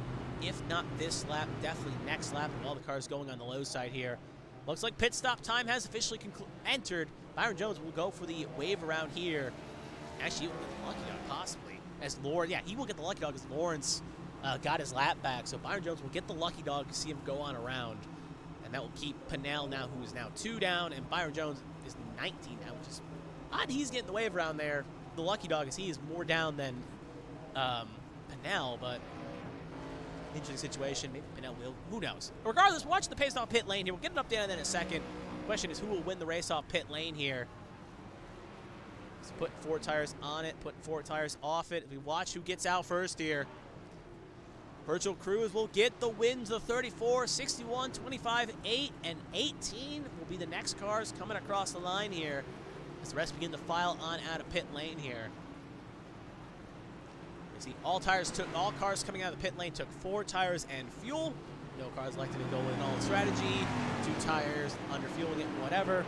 All cars filling it up and putting 4 fresh Goodyears on their machines.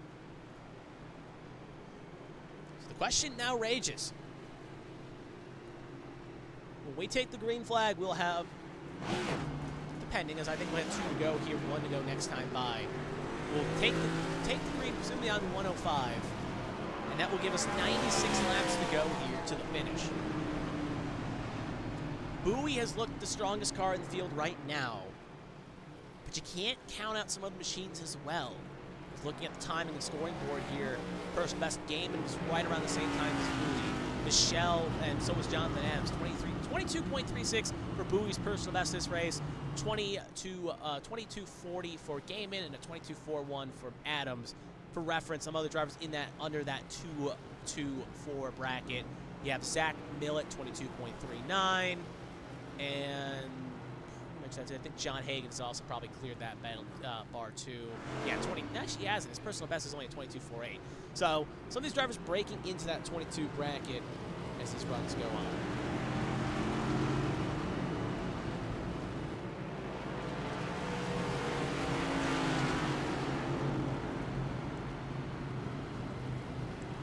So we actually get 1 more lap here of pacing. We're not going to catch the green just yet here. We're going to get 1 extra lap here as the field gets bunched up. Some other cars get the wave arounds here. Alfred George looks like he's going to get a wave around here. He'll be back on the lead lap. And when he does get back on the lead lap, we'll have 28 cars and counting on the lead lap. Ryan Pinnell, first car 2 down. Byron Jones, 17 down. All cars still in this race. Only car not to take the flag was Briley Wright in his 65. So 30 cars took the flag, start flag, 30 cars still running. As the 40 gets his waved around here, now officially got the 1 to go, so we'll have 95 laps to go when we take the green flag, and it's going to be Bowie and Gaiman row 1, Michelle Adams row 2, Sharp Pinnell row 3, Feemster Sears row 4, and Millet and Zier row 5, your first 10 rows on the track. Question is, anyone have anything to stop the driver that won stage 1 and stage 2 in the 34 machine? Time will tell on that one. As the pace car pulls on in, green flag is out, and away we start the final stage of the Richmond Independence 200.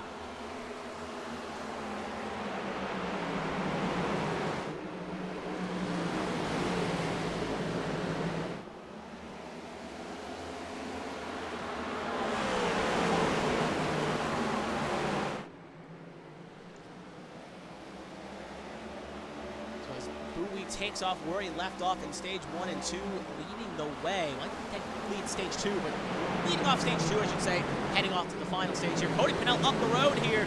He's going to lose a couple spots and almost clipped the wall. Car spinning in the back. That's 71 of Battles. Other car spinning in the back here. That is going to be a caution. John Hagen got the old hook there as he's a little bit slow here if I can ever get to him.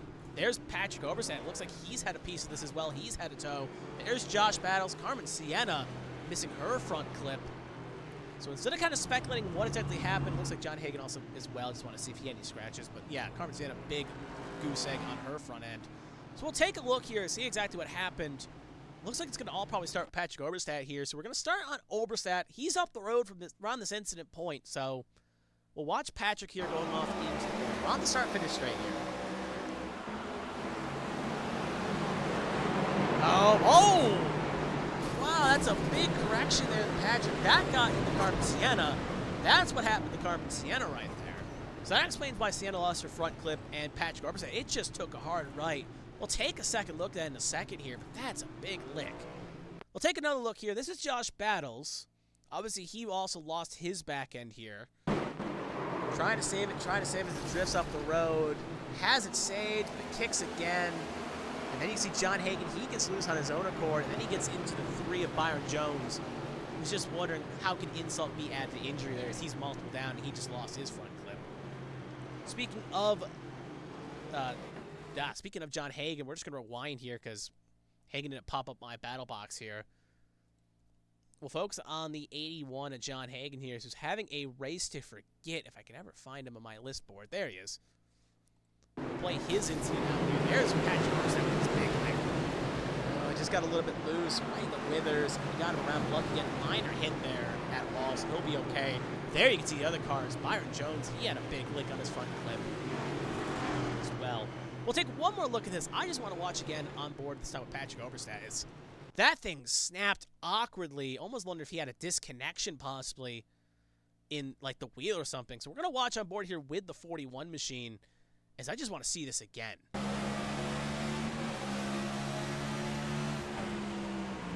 Just going in the corner and the thing just, oh, it just looks like it was a correction. That still took a hard right turn though, and that's a scary angle to hit. Obviously, it's the virtual world, so no real risk of major head injuries, but still if you have a direct drive wheel or something, that could easily snap in your hands if you're not careful. Anyway, here's Carmen Sienna. She's got her front clip back on, so her crew is able to fix up her car. There's Byron Jones as well. They're both continuing on. Back up front, though, it's the 34 show.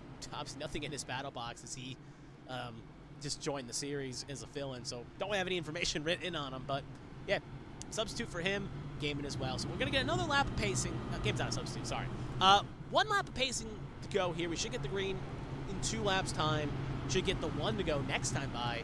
And the lights are beginning to fall as the track is becoming to conserve in the darkness. The question is, how will they affect these cars and how will it affect these drivers? Presumably, when the temperatures fall and the sun goes down, grip should come up at least a little bit. So it should help these cars at least grip a tiny bit better than it was in the daytime. And in turn, some of these cars have better nighttime cars. Only time will tell. Obviously, it's a fixed setup league, but still, sometimes driving can affect certain drivers in certain conditions. Some favor certain situations, other favors other situations. So we got the 1 to go that time by. It's going to be Bowie and Gaiman row 1.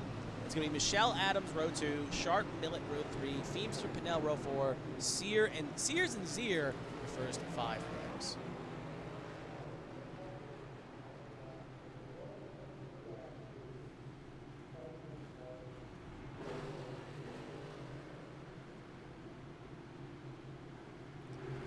On the 34's control here. Gaiman again, not a driver that really isn't a must win. He's 35 above the line. But getting a win would really help him out here, so he doesn't have to worry about the total next week and possibly maybe missing, if he has a horrible race, could miss the playoffs. Pace car is off, controls in the 34's line, and away we go here on lap 113.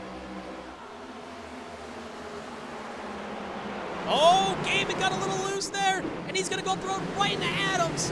Cars begin to fan out, Zach Millet sideways, and we're going to have a quick caution there, trying to get a car that was in that incident there as cars fan out.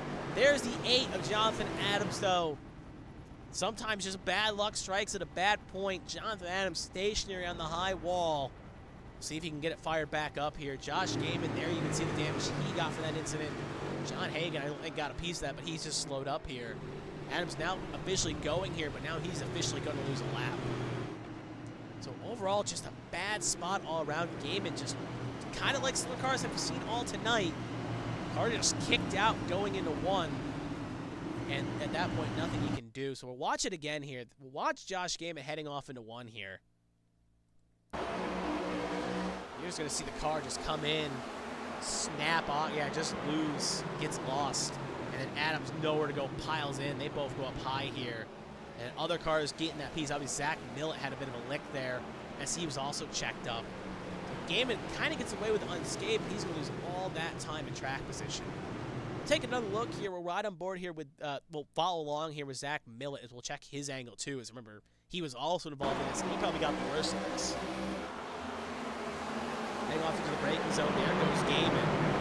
Checkup happens, and then now gets into Millett. Oh, Donald Ray piles into the front of the 31 machine. Luckily, though, the damage kind of stopped there, but obviously 3 strong cars all get some heavy damage in that. We'll take 2 more looks here. First, we'll ride on board here with Jonathan Adams in his number 8 machine. He's coming off the restart here, just trying to find a lane. 6-1 starts spinning. He just has nowhere to go. And he just gets a little help from behind and then gets hooked around here. As the rest of the cars file in, that is just a dreaded feeling, being backwards on a track, just wondering what just happened. We'll take one last look at this. We'll focus on Donald Ray as he got into Zach Millett, right on board here with the 5. Obviously, he's a little bit further back in the incident. See the chaos happens up front, trying to find a lane. Thinks he's home free, but there's a big 31 right there, and just nowhere for him to go either. So back to live action. Bowie, Michelle, Sharp, Beamster, Sears, your top 5 here. Obviously, Gaiman had to come back to the pit lane. Zach Millett down the pit lane as well. And Adams a long damage clock here. Didn't get a good angle, yeah. Looks like he's elected, either doesn't have a fast spare left or did not elect to take it. And this is a dreaded feeling for a driver needing some good form to get into the playoffs. He's going to probably be in a must-win situation next week because of this. Zach Millett to come off the pit lane here. Donald Ray is also off the track, on the track here as well. So right now, only 2 cars behind the wall are, actually only 1 car's behind the wall. That's Patrick Oberstadt. Byron Jones still putting on here, and Jonathan Adams has got a lengthy repair in that number 8 machine. A few other cars that did elect to come in under that stop sequence too that weren't in damage repair. Lilac Sear elected to come in, take 4 tires and fuel. Maybe trying a different strategy here. Have to keep an eye on that 89 machine. John Hagan also came in, but he just topped off on fuel. That's pretty much the major notables that came in on 114. Delayla and Baxter came in as well, but both were not involved in incidents there. We got the 1 to go that time by, so it's going to be Bowie's control, and Michelle will be flanking him on the outside of row 1. Sharp Feemster row 2, Sears right row 3, Pinnell Catania row 4, Proudfoot Markowski, who's having a good recovery after that opening lap incident. They will make up row number 5.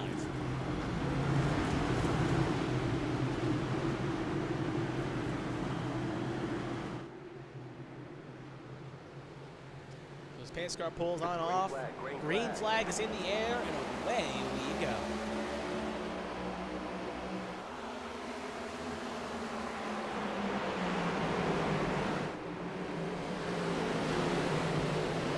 Just on for second there. Sharp trying to make the move there. Michelle couldn't get it done. Tom Sears lurking Tom. And we have a quick caution there. Trying to see who exactly it was for. Trying to find it. It looks like it was David right here. Alpha George looks okay. Yeah, Zach Millett looks fine too. So I'm trying to figure out what has that happened right here. He's officially towed to pit lanes. So whatever it was terminal. So we'll see here if I can find something here. Give me 1 second. Green flag. Right, he had a crash. So take a look here. Coming off the restart here. Obviously David Wright was inside the top 10. So exactly what happened. He's number 42. Kicks similar to Gaiman and shut up the road, and minor spin becomes down the road. Oh, Jonathan Adams. Just unlucky there. Past two incidents he's been involved in, and kind of an innocent bystander in both. As that pretty much totaled Wright's car, and as well Adams. We'll take another look here.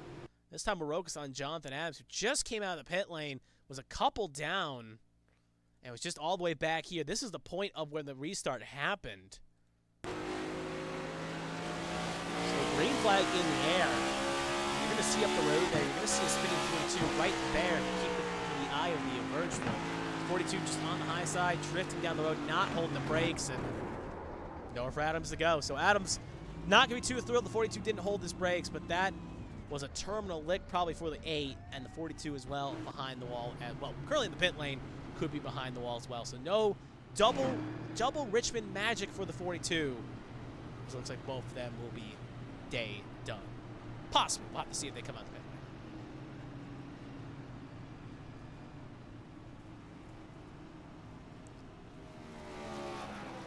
So Zach Millett obviously coming down the pit lane here. You can see him with a long trip down pit lane. He looks like he is electing to come in, get off sequence here. We'll see exactly in a second here.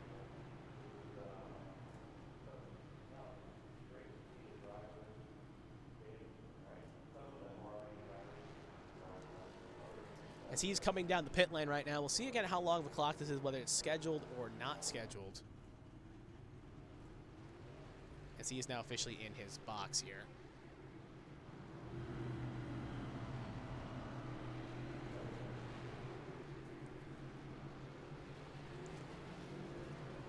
We should get 2 to go here, 1 to go next time by here. Obviously, the longer these caution laps go, it's helping some of these cars up front save. Obviously, I don't think it's enough to make it to the finish line, but it is going to help some of those drivers maybe on the alt strategy, like a Delayla, a Hagen, a Gaiman, who came in at 114. Obviously, some of those cars, obviously because of Rex, but they still came in, so it makes you wonder if maybe something could be up in the strategy books for them.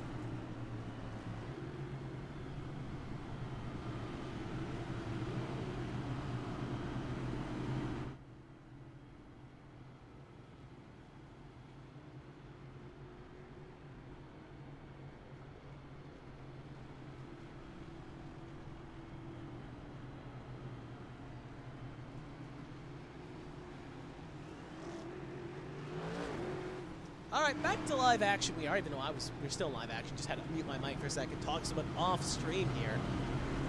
Got the 1 to go this time by. It's going to be a Bowie and Michelle, row number 1. Sharp Feemster, row 2. Pinnell Proudfoot, row 3. Catania in P7 along with Withers. Lawrence Roberts, your first 5 rows. And a lot of drivers looking to maybe see if that Cinderella slipper fits, as they're running in the top 10 right now. A lot of these drivers in must-wins or needing wins categories, currently sitting inside the top 10. Right now, they'll still have to try to upset this number 34.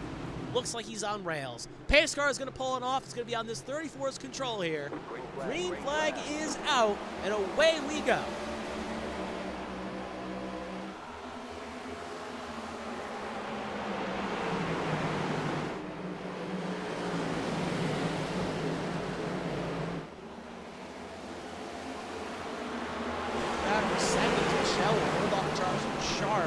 Cody Pinnell in the 22 of Proudfoot and the 21, all in a battle here. 21, 22, and 23, all in a line on track at the moment. Cody Pinnell trying to make a move on that low side. Before we have another quick caution here. Let's see exactly who it was for. Not seeing any notable names. Ross Baxter, possibly. Oh, there's the answer right there. Josh Battles and Carmen Sienna. Another quick caution indeed. It looks like maybe Mongo had a piece of this as well. And you can see the torn up 74. So we'll take a look here. Here's Austin Mongold. Obviously, he's a little bit further up the road here. Not too far, though. Ford gets loose. Trying to save it. It shoots up the road. Battles in the Sienna. And that is how easy a caution can happen sometimes. You can see how bad it happened. You can see right there an angle that actually shows what happened before at the end. And it just ping-ponged one car into another. Take another look here as well, this time on with the 71's perspective. You're going to see a 4 come up, 4 right in the 71, into the 74. And both cars pinned on the high one. There's Ross Baxter. He gets a little bit of a piece of this as well somewhere. We'll have to see. I think he may have hit Mongold as he was on the low side there. Markowski luckily doesn't hit anything. Just kind of a bad feeling when that happens sometimes. We'll take another look here. This time we'll follow on board here with Ross Baxter. He's a little bit further back here, but why does exactly happen to him?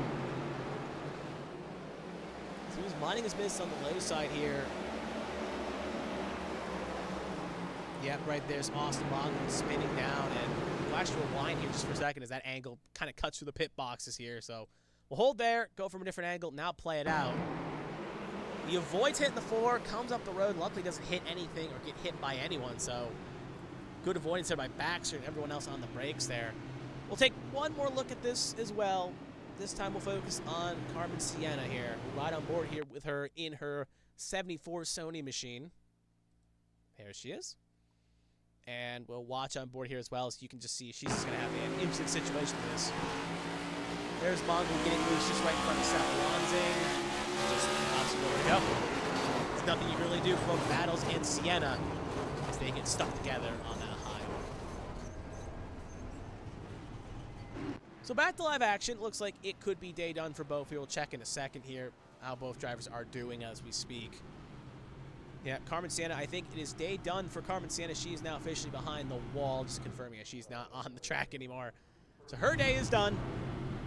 She will join the retirement crew. She will also be joining, just checking to see, as you can see, Byron Jones getting a lap back. So he's on the slow crawl to try to get back in lane lap. But he will join Patrick Oberstadt, Jonathan Adams, and Briley Wright behind the wall here.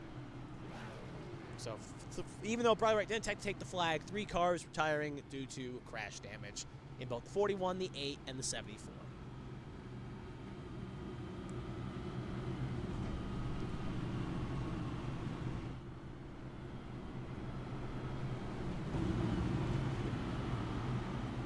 Again, I'd like to take this opportunity while we're here. Thank you for everyone tuning in on your Sunday evening. Obviously, you got some competition with a real-life NASCAR race. But thank you for tuning on in. Your viewership is always appreciated.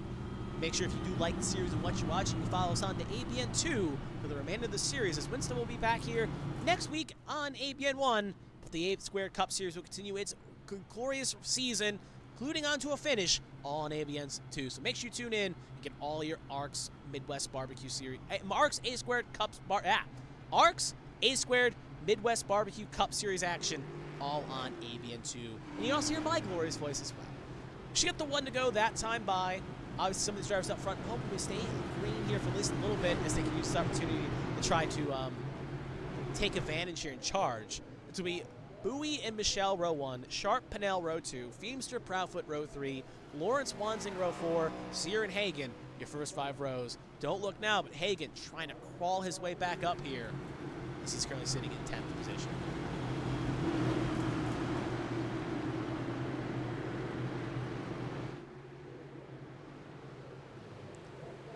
The pace car pulls on off. It's going to be at 34's control. Green flag is back out in the air, and away we go again.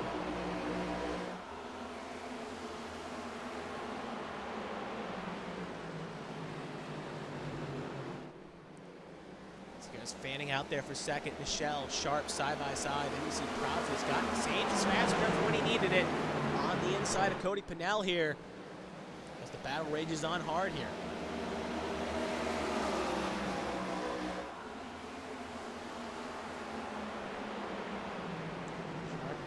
Side of Michelle here. Sharp gets a little bit cockeyed there. Gonna keep it straight though. Now though, she's gonna be under pressure from Proudfoot, who senses a little bit of blood in the water here. And you gotta see Kevin Feemster ready to join the party.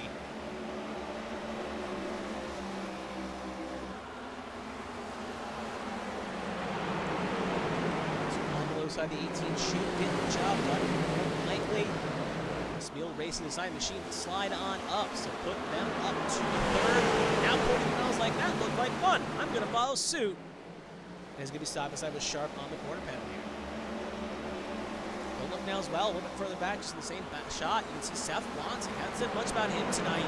He's getting a charge as well, as I think maybe Sharp got a little bit of a heave-ho there. As 3 wide here. Cheeseburger Lawrence, he's spun the distance there.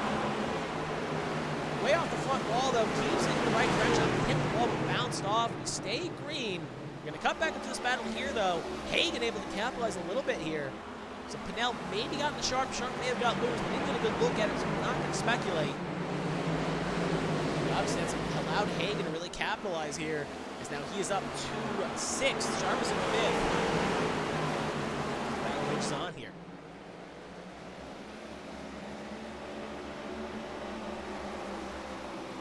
A little further back, Gaiman and Wanting, their side-by-sides will cut to this battle here.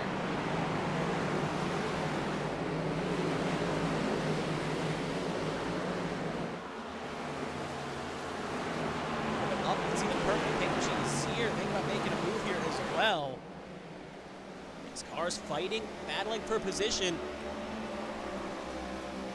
Nothing really changing up front. It is still, that's the wrong car there. Sharp, Hagan, they're fighting hard here. Gearcats versus V-Tron. Nothing changing the top 4 is still Bowie, Michelle, Proudfoot, Pennell.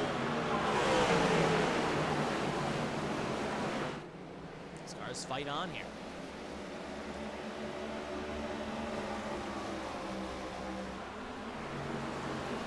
Sharp trying to close the door here, possibly. Sharp Hagan side by side. You can see Kevin Feemster. We're right on board with Feemster. He's got a good seat in the house right now watching this battle. There we go.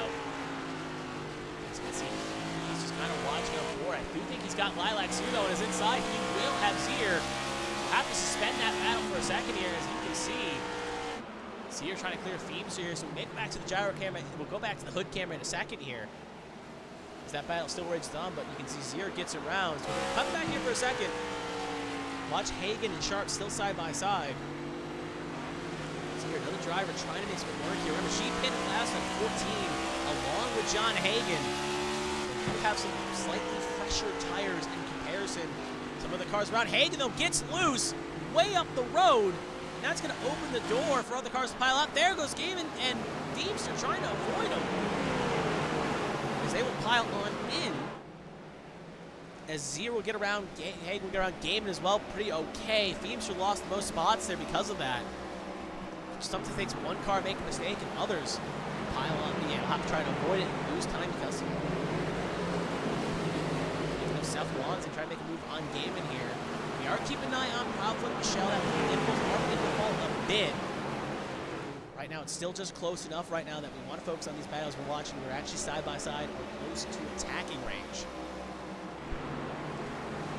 Let's choose one wants escaping the pit lane. Guys are raging on here. Speaking of, though, we're actually, well, we're going to cut back up to Sear for a second. As you can see, side by side with Hagan. Obviously, Beachon Racing side by side with Presidential Racing. And obviously, Ryan Pennell was with us in the booth last week and did have the highest praise for Zier in the sense that she's a very safe pair of hands. Gets you consistent finishes. It's not a headache week in, week out. So overall, very happy with Zier and trying to repay the favor here, maybe finding a way to get in the victory lane for the playoffs. And even though she's on poise to make the playoffs, and also she's technically in a Rookie of the Year battle with John Hagan, but that gap's about 170 points, so not likely that she closes that gap just because of how wide it is, but stranger things have happened, so I do wish her the best in that fight. A little bit further back, Ryan Roberts inside the top, fighting 11th here, trying to get around Feemster. Racing in a battle here. We're going to keep an eye on this for a second. We are going to cut back to the lead in just a second here, as I do want to report on something. Yeah, we'll cut now because while we watch this, Dan Michelle is slowly reeling in the 34 of Brandon Bowie. That gap is falling and falling quickly. Right on board here with the 25 machine. That time by 23.19 for Bowie and 22.94 for Michelle.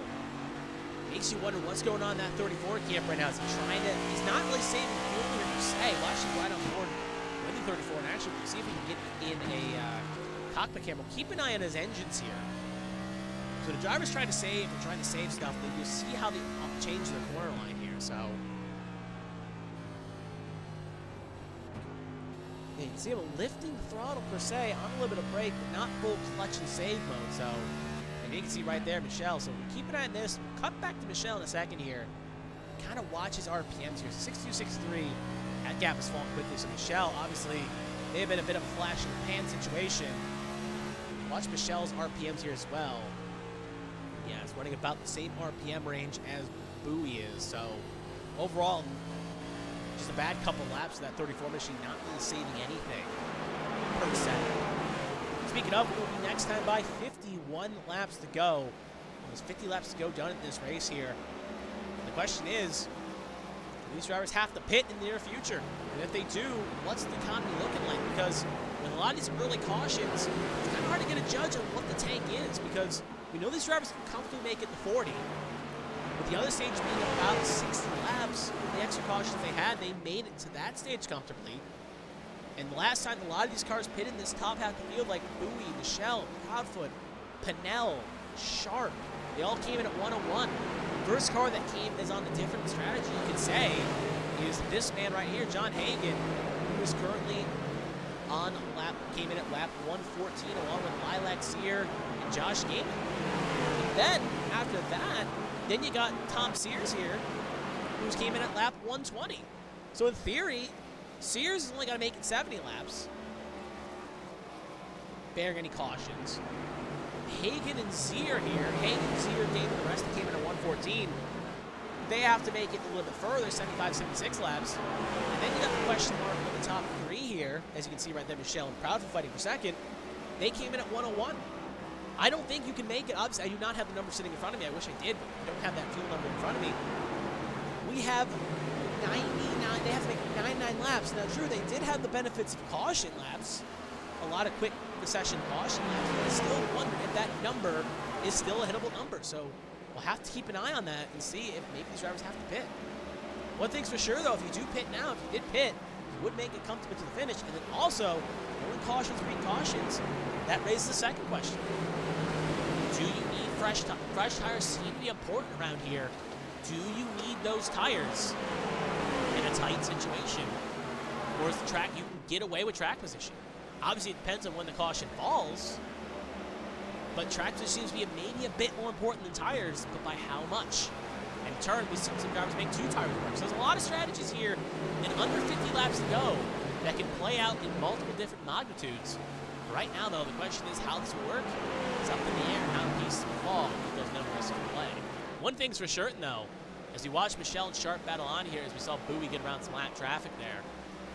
One thing's for certain, looking at the times right now, last laps, everyone's running pretty much similar times here. No driver is really kicking the throttle out here and really trying to make a magic stretch. So either they all can make it, or no one can.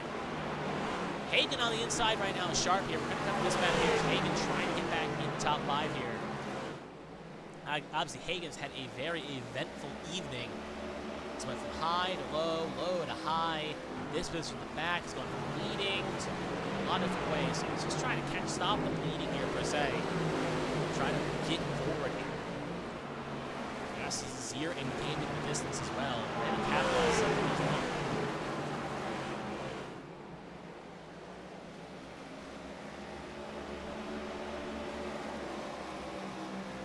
Side by side, Hagan and Zier are.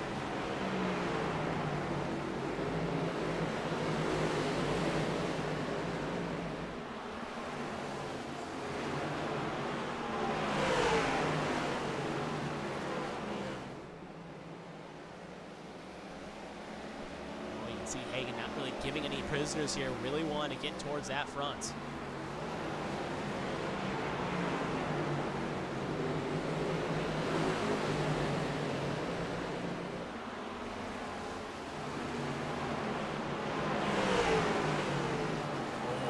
Beat and bang, and this is opening the door for Zier to have a run here.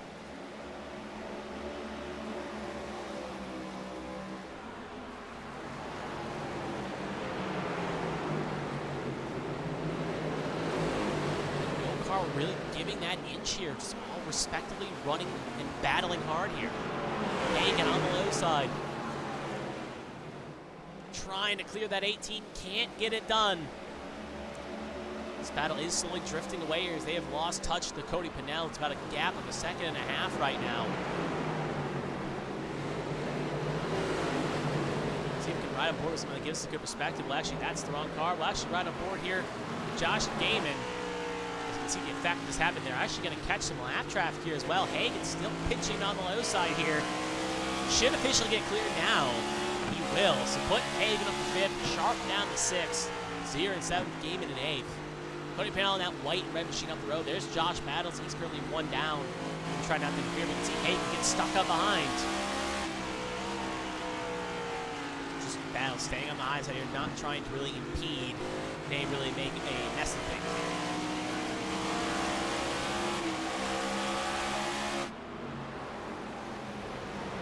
Still raging on the left for 7th. Again, nothing really to report in the top 3. So watch this. It's still Bowie and Michelle, but it's worth it. Michelle is chipping away at Bowie, albeit slowly. We'll cut to that right now just to show you what I mean. Here's Michelle right now. That gap, if you're keeping it on the left side of your screen, is fluctuating from as high as 1.3 down to 8/10, back to 1.3, down to 7/10. It's fluctuating. It's not consistently staying in a wide range. So Michelle is really pulling in that car ahead right now. Now it's back up to a second. So Michelle is running consistent, but Bowie is running faster when he needs to, but slower as well. It's weird in the sense. Keep an eye on this. Michelle, again, a driver that's in the playoffs at the moment, should probably lock himself in tonight, regardless whether he wins or not. But he definitely like that win against him for next season. Back up here, though. You can see right now, battle raging up. Outford has fallen into the clutches, Cody Pennell. Then you got Hagen and Hagen here in 5th, trying to get on the podium here. And Cody Pennell, another driver, is in a must-win camp here. Right now, maybe not in a position where he can really win it, per se. But if the strategy falls in the right direction, he could possibly make something happen here. At the very least, if a late caution comes out, tries to roll the dice. Outford getting the fall back a little bit again, and maybe the tires are really starting to hit the end of their life here. Outford sometimes struggles on old worn 4 tires.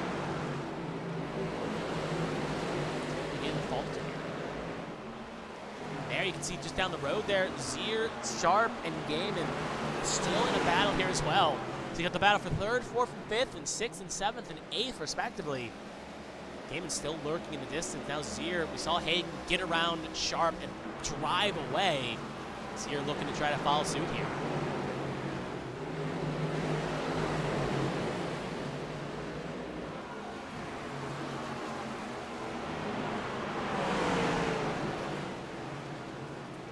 Side Zier is going to try to clear off corner exit. Can't get it done yet.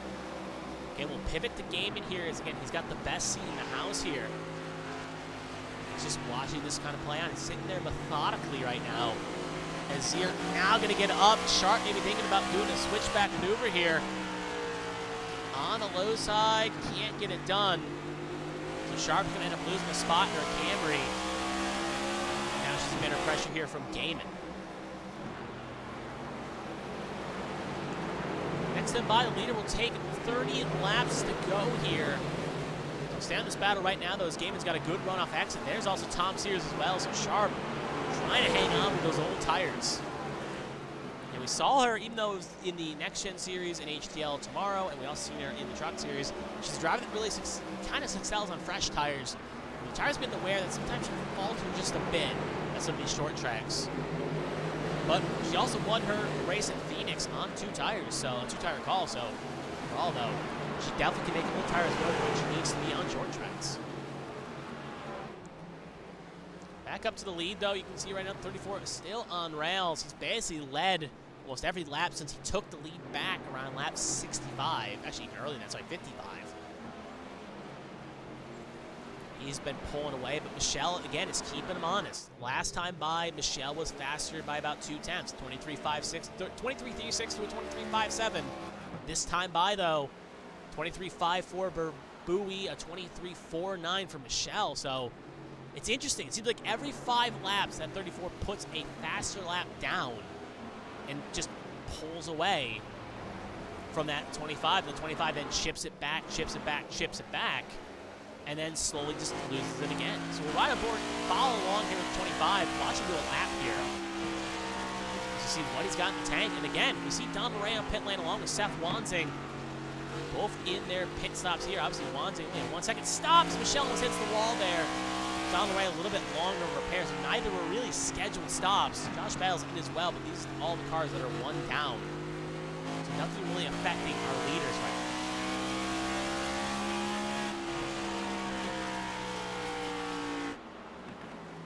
back to the battle we were watching, and actually we do have a car coming in. Lilith Penalty Sharp is pitting with 25 to go here versus the major runners here pitting. Assumingly a lot of these other cars are going to have to make it, but again, if presumably the line is 25, or we're in the window now, presumably the rest of the field's going to have to pit, unless Sharp's just pitting for fresh tires because she wants to be comfortable. Kevin Feemster also in as well in his Shark Week machine, along with Davey Hawk, so I think we've hit the window. Question is everyone going to be able, can everyone have to pit here, or can someone make it? Because we got a gap about 15 laps from Bowie to Hagen on tires and fuel. And about another, you can add basically another even longer deficit, because you look at Austin Monk, currently sitting at 9th. He came in at 129. Tom Sears came in at 120. So Sears has to make it about 80 laps. Mongol has to make it 70 laps.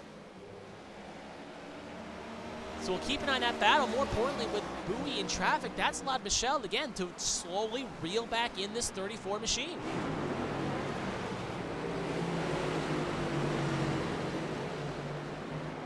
So battle rage off the top two, and in turn, because the gaps are beginning to fall, Proudfoot, Pinnell, Hagen, they're not that far away either. Here's Cody Pinnell, here's that, and here's John Hagen. So times are falling. Bowie is getting caught here with 22 to go. Looking at the times, 23.72 for Bowie, a 22.44 for Michelle, and a 23.29 for Proudfoot. They are coming, and they are coming quickly here. Bowie trying to work his way around traffic here. He's got the 48 of Catania on the high side. He will clear. So put Bowie up the first. Oh, keep him in first. Actually, that was not for position. Keep him in first, as he will put that 48 another lap down. Question is, how quickly can Michelle get around? They also have Donald Ray up the road here. You see Michelle get around. We'll quickly kind of show on board here. We'll start first see if the track map loads here. Just give me 2 seconds. There, we'll load right there. So you can see right there up the road, only cars up the road right now for the 34, the 5, and the 42. He'll catch probably the 5 for the end of this thing. It's unlikely he'll catch the 42, so it's going to be clean track for the both of them. Obviously, Proudfoot's still working his way through some traffic, so overall, if clean track kind of fails, again, Bowie looks favorable. This time by, though, again, Bowie ran a 23.22, Michelle 23.37, so Bowie is consistently running weird times. He's kind of fluctuating. The question is, can he keep that fluctuation on here? Here's what you don't want to see is a car battling third position. You got 2 lap cars ahead of you, but the 22's hitting the pit lane. Proudfoot is officially coming on in. He's giving up third position. He doesn't think he can make it. He's hitting his box, going for an undercut. The risk is the caution were to come out, he would go 1 down and possibly out of contention for this race. So he is in. We'll keep an eye on his strategy right now and see what exactly he plays. If he takes 2 or 4, he is in. Cody Pinnell also in. He's going to cover that off. And right now, I think the driver in the catbird seat is this number 81. I don't think he has to pit again. Proudfoot took 2 tires, by the way, just for the record, home. He's away. But with Hagen coming in about 14 laps later, presumably with Bowie and Michelle all comfortably getting to this distance, I think John Hagen's in the catbird seat. He, along with Zier and Game, look poised to maybe steal something here. But again, that's if the top 2 pit. Right now, there's no sign either have blinked yet. Michelle's now lost more touch to Bowie. Gap is now grown to 1.6. Davey Hawk on the fresh tires, though, has relapped himself, unlapping himself, I should say, as he's looking to get his lap back and put himself back on the lead lap, or at least get himself from 2 down to 1 down. I should rephrase.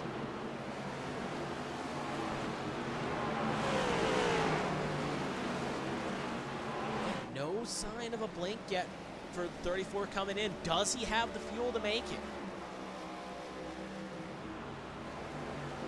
It's kind of interesting because unlike maybe in real NASCAR, real commentary and whatnot, sometimes you have a clue what the fuel number is. This, I don't have that number in front of me. Wasn't told it. So overall, I'm kind of just in the dark here. What's worth noting, next time by, it will be 13 laps to go. Bowie still looking poised. Michelle in second, still trying to work around traffic. And then you got Hagen third, Zier fourth, Gaiman fifth, Sears sixth, Mongold currently sitting in seventh, Ross Baxter eighth, Dale Markowski ninth, and Mark DeLayla your top 10. With Ryan Pinnell trying to get the top 10 currently 11th, with Withers in 12th. And the thing worth noting, most of these cars here we're watching on the screen, excluding the top 2, all came in at 114 or later. And with the only other compadres on that 34 strategy right now coming at 101, all pitting. Oh, car spinning around. Davey Hawk got loose. One with Millet, and Daniel Michelle gets a piece. That's going to be a caution, and that's going to shake things up here. Worth noting what exactly happened here is going to be the first question. But secondly, Michelle, heavy damage on the front end there. Just innocent bystander, and the car was looking poised for second, possibly, has now got a major goose egg on that left front. And we're not even 100% why. We know Davey Hawk was unlapping himself and got something happen. We'll take a look here, more importantly. But first, we're actually going to stay on this for a second here, see if, leader comes in or not. Then the next question is we'll watch them. Still trying to get to that replay here. So watch pit lane here for a second, see if anyone comes in. And then we'll watch exactly what happened for the replay. 34 is in. He is coming in along with the 81 of Hagen and the rest of the field in. So most of the lead cars are coming in. We'll update you in a second what happens. But we're going to watch this replay. Actually, no, we'll watch the pit lane exit here, then we'll watch the replay here. Because this is a crucial to see what happens. Mark DeLayla stays out. That's not Mark DeLayla. There's Mark DeLayla. He is staying out on his old tires, and he's going to try to make it work. Rest of the field that all stayed out coming on in. Question is, 4 tires for all, or some going to try to take 2 strategies. So we're going to watch pit lane entry and exit here. Keep an eye on the exit. And away they go. Hagen going to come out first. 2 tires for him along with Zier. Bowie going to take 4. Gaiman taking 2. Proudfoot going to stay out and get track position that way. Michelle taking 4, now down to 7th. Rest of the field taking 4. So we're going to take a quick look at this accident here. See exactly what happened to Davey Hawk here. Obviously right there, just unlapped himself not too long ago, or got one of his laps back. Making a move on Ray. Oh, he got in the back corner panel. Ray still trying to get around and gets both cars upset. He gets loose. Millet gets a piece of it, and then you can see the rest of the cars fanning out. You can see the third leader had to get on the brakes very aggressively, and nowhere for Michelle to go as the rest of the cars fan in. We'll take 2 quick looks at this as well because we're about that live action here. So we're just going to pause here. We'll go back again and watch it again, this time from the leader's perspective, Brandon Bowie. And we'll take one more look at Michelle. So again, obviously, minding his own business going into this corner here. And you're going to see a big puff of smoke happen and cars fan out. There's Hawk. Millet gets a piece of it. Bowie on the brakes, avoids it. Wanzing nowhere to go as well. And that leaves was it. So we'll take one more quick look at this, and we'll get back to live action to set the scenes. We'll ride on board here with the 25. Running in second, trying to make a strategy call work here. Just bad luck happens. Hole on the high side just closes. It's 28. Yeah, nowhere to go. And Michelle piles in. So back to live action. We're going to set the scene here. We got another lap of pacing, I believe, so we're not ready to go back racing yet. We are going to go in a minute here. You got Mark DeLayla, currently our race leader, with 8 laps to go. When we get the green, we will have 6 laps to go. Did not come in under the last caution, did not take tires, staying out.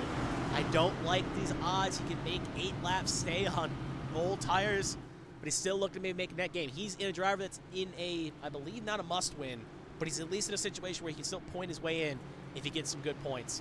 Got John Hagen, multiple wins this year. Really just looking for the win for fun. He took 2 tires. To answer your question, Mark DeLayla is 28th in points right now. So Mark DeLayla is going to need a win here pretty much to get in. Sear, next behind, currently 3rd standing. Well, good to get into the playoffs, locked in by points. A win would help her momentum. Bowie, obviously part-time entry, not looking, just in the fill-in role. Gaiman, Michelle, next to Michelle, Gaiman, both at the moment. Neither wins. The next driver they really need to win is Mongold and Baxter, sitting in 8th and 9th. Both took 4 tires. So DeLayla going to try to make No tires work here. He's going to be on control. Green flag is out, and away we go with 6 laps to go, but that restart did not favor him as they're going to be side by side into one. Hagan poised to try to rip it around the outside, but you can see Bowie on those 4 tires. Delayla getting split, gets into Zier. Going to be a big old 4-wide battle here coming off into corner 3. Doesn't work out. Delayla going to get bodied. He is falling back as we see the race for the lead. Cage on as Michelle trying to get around Sears. We're focusing on 2 battles here. Tom Sears in the grass, by the way. He's okay, though. No caution. And, oh, Bowie got into Hagan. Cars fanning out. 5 to go. John Hagan piling in. You can see multiple cars involved. And that is going to be a caution.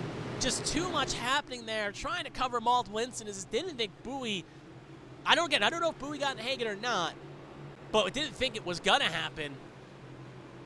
But Bowie possibly got in Hagan. Maybe Hagan got loose, but Bowie back to the lead of this race. So we'll take a look here. A lot to dissect what happened here at the time of caution. So first thing we're going to do is we're actually going to go a little bit back here. Before we get to the main enchilada, we're going to focus on Tom Sears here, if I can find him on my board. As you can see, coming off corner exit here, where it was 3 wide with him, Delayla. You can see Delayla 3 wide, then 4 wide. Tom Sears gets loose. This doesn't cause a caution. I just want to see what exactly happened to him as he was in the grass in his Celtics green machine.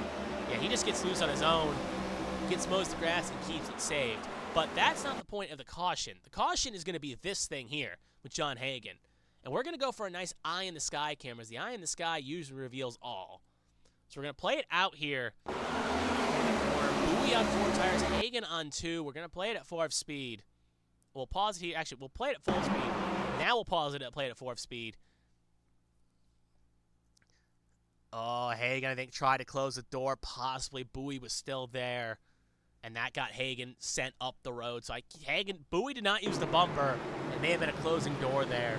Hagan then goes around.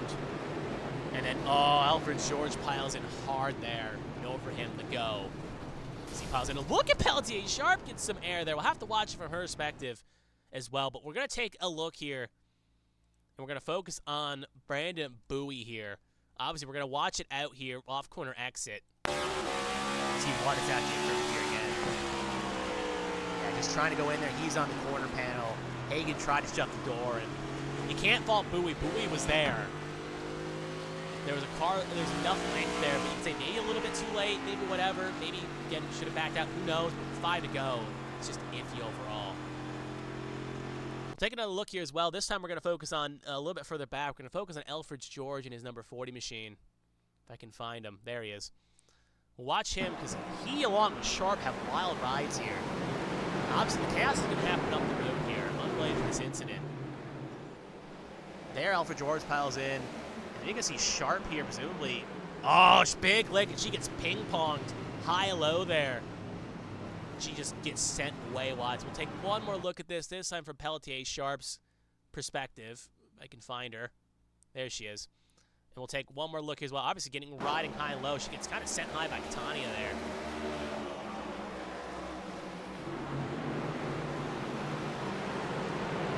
So again, gets the Catania again. Just kind of find a way around here. And then bam, and then gets sent right on top of the 48 machine. So back to live action. Bunching up here, we'll have one more lap to caution go. We are now officially going to be in green-white checker territory. So green-white checker procedures are as followed here in the A Squared Cup Series. We haven't had one in a while here. If the driver, I just want to repeat this correctly. So if the driver, we will be officially in green-white check procedure. The drivers will start on green with 2 laps to go. If the leader, let's say it's 34 in this case, takes the white flag, he will race back to the finish line and try to take the checkered. No caution, we call it the white flag lap. If the leader sees the white, we're racing back to the finish. If we see a caution before the leader takes the white flag, we re-rack them, do it again, and keep running until we eventually get that white flag attempt. And more importantly, unlimited attempts at a green-white checkered. It's going to be Bowie, Zier, row 1, Game Michelle, row 2, Mongol Bax, row 3, Pinnell Withers, row 4, Millet Sears, your first 5 rows here. We're looking poised to hang on, but Zier on 2 tires and Gaiman as well. Can make something happen? More importantly, can Michelle on 4 try to do something here? Green flag is out, and away we go. Sear went maybe early. They're going to be side by side. Questions on that restart. Millet went, then got hit by the 61. 61, though, speaking of it, he's going to be loose off to the corner. He's going to go up the road, get in the Mongol, Pinnell, Withers, and we are going to have a caution, so we are going to re-rack him and do it again. Veemster, Markowski, they get a piece of it. And similar to what happened in Gaiman many laps ago, the car just didn't stick into one. It ended up making a piece of it. So we're going to take a look here at a lot of things. First of all, I'm wondering if Zier may have got a possible penalty for a restart violation, just because of how it timed out. So we're going to go back on replay. We're going to focus on Zier here, because you can see right here. I just want to watch this just because this could be a possible penalty. I could be wrong, but I just want to watch it. You can see they're entering the restart zone now. That's the restart zone. Then we'll play it right here. Zier went maybe a bit earlier, but she does give up the line, I think, before she crosses. Obviously, I don't want to rat her out. I'm just saying, I'm just kind of curious how this is going to get ruled, possibly if Zier gets a penalty. Then we'll focus on the ends of the question, because you can see, again, just winding out. Then we'll focus on what happened to Gaiman. Zier went just a second earlier than the 34, but she even crossed the line for 34, but 34 didn't go. Doesn't matter right now. We'll see what Stewart's rule on. Then we'll focus on the 61 of Gaiman, if I can ever find him. A lot of cars. There he is.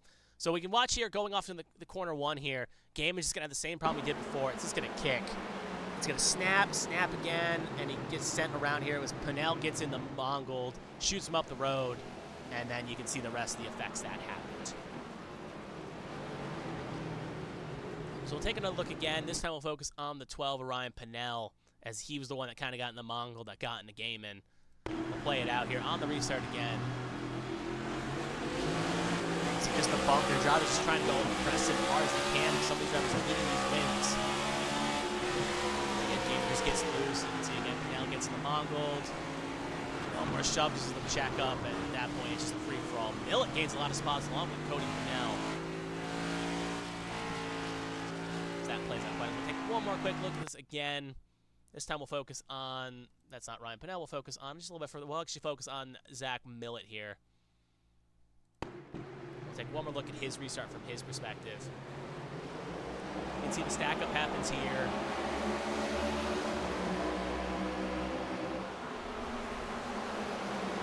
Gaiman again just kicks. You can see good avoidance by him in the 22. Cars spin high, go low, gain all that track position. Backs are also involved as well. He gets a quick hook as well. We'll see the a little further back there. You can see there, Veemster, Baxter, and the rest all in low. So back to live action. We're going to re-rack him and do it again. It's going to be interesting to see. So it looks like no penalty handed out for Zier at the time being, so she got away with it. I'm not saying it is or isn't a penalty. I'm not trying to be defensive, saying, oh, that's penalty, not. Just noting what I saw. Just want to make sure if she did get a drive through something, it wouldn't become a shock. But right now, Zier looks like she'll net keep P2. So it's going to be, when we go back green again, we'll have another green white checkered attempt. It's going to be Bowie, Zier, row 1. Michelle, Withers, row 2. Millet, Pinnell, row 3. Proudfoot, Sears, row 4. Markowski, Pinnell, your first 5 rows now will officially get stacked on up. Michelle is on 4 fresh tires along with Bowie. Zier is in an interesting spot because she's on 2 tires. She's trying to make 2 tires work. Tommy Withers, the driver that could be is kind of in a must-win spot. He's on 4 fresh tires. He's going to be the outside of row 2. Then you got Millet, Pinnell. Pinnell obviously got some heavy damage. If he can get some runs here going or chaos happens, he could be in the catbird seat to make something happen along with Millet. Then you got Sears, Markowski, drivers that could use wins as well in their current situations. So we'll see how it all plays. But right now, it's going to be on Bowie's control as we're on green-white checkered attempt number 2. Green flag is out, and away we go again. Good launch by the 34. The 25 is going to try to slot in for second here, try to make a move. It's what Bowie wants to see. He wants to be clear here. Doesn't want to see a re-rack. Michelle gets the second. Withers going to try to follow suit too, but Bowie coming off of 3 and 4. He is going to see the white flag in the air, brought to you by Smeal Racing Designs. 7/10 clear of Michelle, purple sector 2. He's looking poised right now at the moment. Rest of the cars fighting out for position. But as they come off of 3 and 4, the substitute driver, Brandon Featherplace, flexes his muscles indeed. Brandon Bowie wins the Richmond Independence 200 here at Richmond. Daniel Michelle comes home in second. Lilacs here in third. Withers in fourth, and Proudfoot rounding out your top 5 here. There's Tommy Withers to show him off. But good drive by the 34 there, as he had a great, strong race there. Can't be mad. That came in as a substitute for Brandon Featherplace, who could not be here tonight. Featherplace obviously already locked into the playoffs with his strong performances throughout the regular season. There you can see Proudfoot showing a little bit of respect to Brent Roberts dipping in. Ross Baxter also coming around to give a little bit of congratulations, along with Tom Sears, well, because he's the team boss of that car. But 34, Line Power finding their way back into victory lane. It's been a little bit of time since they've found their way to victory lane. It's also a 1-2-4 Line Power, as Bowie and Michelle, teammates, both bringing home for Line Power. But your race winner, Brandon Bowie, that was a great drive by him. Just going to refresh the graphics to make sure, yeah, no paint scheme. Obviously a bad time to do it now, but just want to make sure if he's got any paints on that, they're different. Should be good, but I think everyone else is on updated paint, so. The 34 burns it down right now in the cutaway car. Brandon Bowie, your race winner. Yep, same scheme as he's celebrating quite nicely here. His Featherplace probably not too thrilled he couldn't be here tonight, but seeing that car in victory lane is definitely going to make him happy to see. So Bowie, your race winner. And don't go anywhere. We're going to hear from the top 3, Bowie, Michelle, Zier. We're going to hear all their top 3's thoughts when we can, if we can, relatively shortly. So the 34 parks on up. We are going to check over the final results here, and then we'll see if we got anyone ready for some interviews.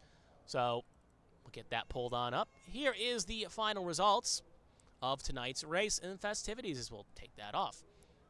And yeah, so we will have, pop that off too. So we have Brandon Bowie taking the race win with Daniel Michelle in second. Lilacs here rounding out the podium for Presidential Racing. Then you got Tommy Withers with a great drive, P4 for him. What the doctor ordered, but he's still going to need some help for Daytona next week. Brandon Proudfoot, good recovery drive, gets in the top 5. Cody Pennell, 6. Zach Millett, another driver that had a high-low day, going to be in 7th. Tom Sears in 8th. Josh Gaiman, after that late spin on the green checkered, backs it up to 9th. And Bren Roberts rounds out the top 10. Then you got Dale Markowski, Ross Baxter, Ryan Pennell, Tristan Catania, and Mark DeLayla tried to stay out. There were 8 to go, but just the tires were not going to work out for him. He'll finish P15. Then you got the drivers that finished 1 down. Kevin Feemster, or multiple down as well, with Davey Hawk in 17th. Alfred George, 18th. Michael Cheeseburger Lawrence, 19th. And Austin Mongol now getting the drivers that officially retired. Austin Mongol, 20th, as we pivot our way down the order list. There we go.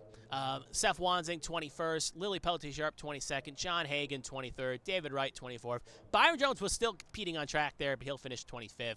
Josh Battles, 26th. Donald Ray, 27th. Carmen Sienna, 28th. Jonathan Adams, 29th. Patrick Oberstadt rounding out the top 30, as he had that big wheel disconnection there. And Briley Wright, last car, did not take the checkered flag. Did not take the green flag, I should say, but it'll be still slotted in P30. So that is the official results here tonight. We're going to see if we got anyone ready up for some interviews here and hear their thoughts this evening. So as we pull that up, we'll take a quick look here. Also going to change some audio sourcing here, so just give me a second. This should all be working if everything is still working. So we'll see if anyone is ready to go in the interview room here.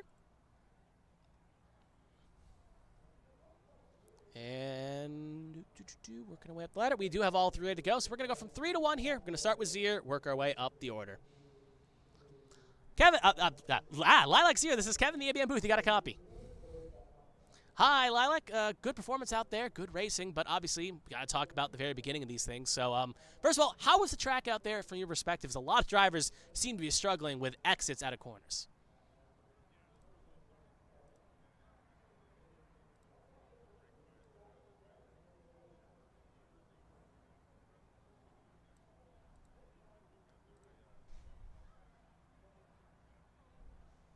Early in the race, because I went to go to his inside and I misjudged it, and I think I tapped him, and he like did this slide and save it. But then iRacing decides your tires are melted, so then he slid again and lost a bunch of track positions. So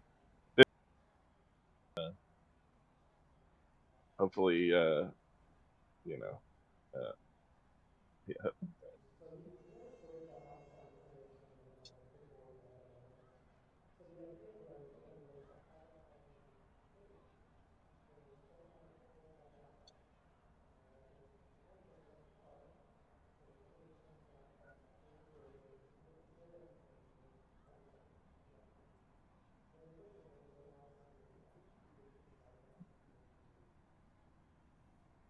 Oh yeah, I was about 2 or 3 laps to the good there because I was big saving under caution. I had pitted about whatever 15 laps into the stage or something, whatever the second caution was in that stage, and I was basically good for the green flag distance. But once we got the caution there, obviously that changed everything.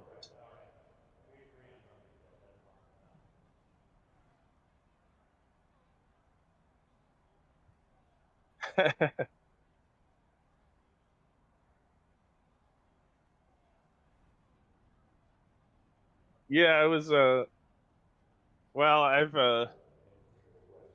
tried 4 tires here before, and I thought there's so many people who are probably gonna try different stuff. I will be buried in the field if I do 4, and I didn't want to stay out either, so I would just be toast. I thought maybe 2 tires will have enough grip to hold on if I come out first, but I didn't come out first, and then it was so loose I almost wrecked it on the restart, and every subsequent restart it was very tricky to hang on there, and I was lucky to just bring it home third. Yeah, it worked out to a treat, though. Obviously, P3 is what the doctor orders sometimes, and it definitely worked out. Obviously, going into next week, it's the final race before the cutoff line. Obviously, going into tonight, you're 151 above the cut line. Even without a win, you're more than likely locked into the playoffs. I think if we can possibly put a lock on that right now. So we'll kind of throw a two-part question out, just in case we don't talk next week. First of all, your thoughts on Daytona. Obviously, Daytona is Daytona, so do you think you're good at super speedways? And in turn, with the playoffs being the start after that, do you think there's a chance you could bring home a championship in the number 89 for presidential racing? Daytona is not really my strong suit. I just kind of don't always pick the right lines and get the right runs. Mm-hmm. And I just, it's hard. It's very hard to stay in a pack for the whole race and not make any mistakes. And some people are really good at that. But going forward into the playoffs, I think the first couple of rounds are pretty good for me. Where's the schedule? I think the first two rounds of the cutoff line are Darlington and Watkins Glen. Yeah, I'm really excited about both of those. So I think that is a good start. I think I can make it through that round, hopefully, if I don't screw up. And then round two is kind of a mixture, Yep, big, Kansas and Bristol. Kansas Bristol. Mm-hmm. I think that one's a little bit more up in the air. Talladega and Michigan, again, kind of some luck involved, so I wouldn't put money on it. But give it a go and at least try to make it as many rounds as I can. Hey, you've been the model of consistency this season. Obviously, P3 in the point standings, best of the drivers without a win yet. So I would definitely bet on you to get to that Final Four and have a good chance of getting that. But obviously, still a long way away. Anything can happen. But first of all, before we even get talking about all that and seeing what happens in those next 8 weeks, 9 weeks, including Daytona, we're at that point where it's a been tradition. Does anyone want to thank family, friends, sponsors, whatever? The floor is yours. Take it away. Yeah. Thanks to you for broadcasting. Thanks to ABN, and thanks to ARCS for putting on this league, and the admins for all that they have to deal with. Uh, Shout out to Brandon Better Place. I know his family's going through a tough time right now, uh, and thinking of them, and my shout out to my stepdad too. He's kind of got some health problems going on right now, and we're hoping that he's gonna get better. And so, uh, just hope everyone enjoyed the broadcast, and see you next time. Well, great talk to you, Lilacs. Here, obviously, I don't think we'll be done talking before the end of this thing, but obviously, you have a good rest of your week and you take care as well. Thanks, you. Thanks. Take care. And that was our third place finisher, Elia Alaxier. So we're going to move up the ladder here. We're going to move to P2. Now we're going to hear from Daniel Michel and hear his thoughts now. Daniel, this is Kevin the ABM booth. You got a copy? I do. All right, Daniel Michel, long time no talk. But first of all, we got to start off, obviously, where we all do as the beginning. Again, I asked you this question. I'll probably ask our race winner the same question. But how was the track out there in your perspective, and how was the setup on this track? The setup was pretty good. It's pretty slick on exit. It really felt like putting down the power would make you want to either go straight to the wall and destroy the right front, or spin out and go into the inside wall. So you just kind of had to feather the throttle a lot. Seems like throttling definitely worked out for you. Obviously, you had a very conventional day there. You weren't really up and down most part. You were kind of consistently knocking in the top 10, not top 5. So I'll ask the same question. I asked Sear this question. I'll ask you the question as well. We saw with the fuel strategy. You came in at 101. We knew Zier was coming to make it. Hagen would come to make it as well. Were you going to have to come in before the end of this thing, or was there some way you were going to magically find that extra miles of fuel to make to the finish line? Yeah, actually, me and Bowie, going into that last stage, we were like, how much fuel we gotta save? So, right from the get-go, we were just like, all right, we're gonna save fuel. We're gonna see how long we can hold this out. So, with those cautions, we're racking up the laps, racking up the fuel, and then when we went green, me and him had a pretty good lead. I know Proudfoot was behind me, but Proudfoot wasn't saving. So, I knew that as long as I could stay ahead of him and just maintain my speed, I was all right. And so we saved enough to have. Oh well, for me, I had 1 lap to the good. Bowie was saying he was 5 to the good, so we were pretty good.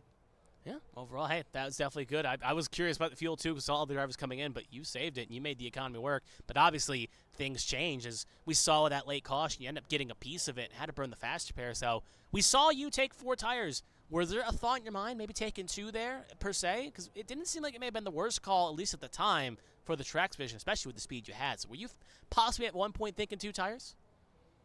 I was considering it, however, I was already behind Hagen, and I knew that Hagen was faster than me throughout all of practice and qualifying. And I was just like, well, if I can just take 4, get out as quickly as possible, maintain at least a top 5 position. I think I felt a 6 actually, but I knew that I had a chance on the outside. I had been running the outside pretty well earlier, and I managed to keep it there. Hey, it worked out quite nicely, and you saw the charge late. And I guess the last kind of 2-part to that question: do you think there's any chance you could make a lunge there for Bowie at the end there, or do you think it was just kind of too little, too late?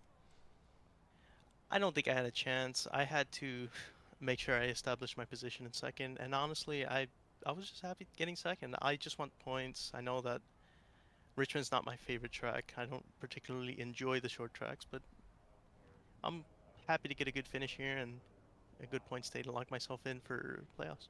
Yeah, overall, we'll kind of move down the ladder here because obviously we know, this performance here tonight, you should be locked into the playoffs. I'll do the math real fast. Yeah, 103 coming in tonight. Obviously, cut line would be about 60 because you know how much you can get in a race. So you should be locked in. We could basically kind of put the confetti out now. You did what you need to do. But 2-part question. I asked you the question. I'll ask it too to you. A, thoughts on Daytona? Do you think you can get your first win this year at Daytona? And 2, with the playoffs coming up, do you think there's a chance we'll see you at Homestead in about 7 weeks' time fighting for a championship?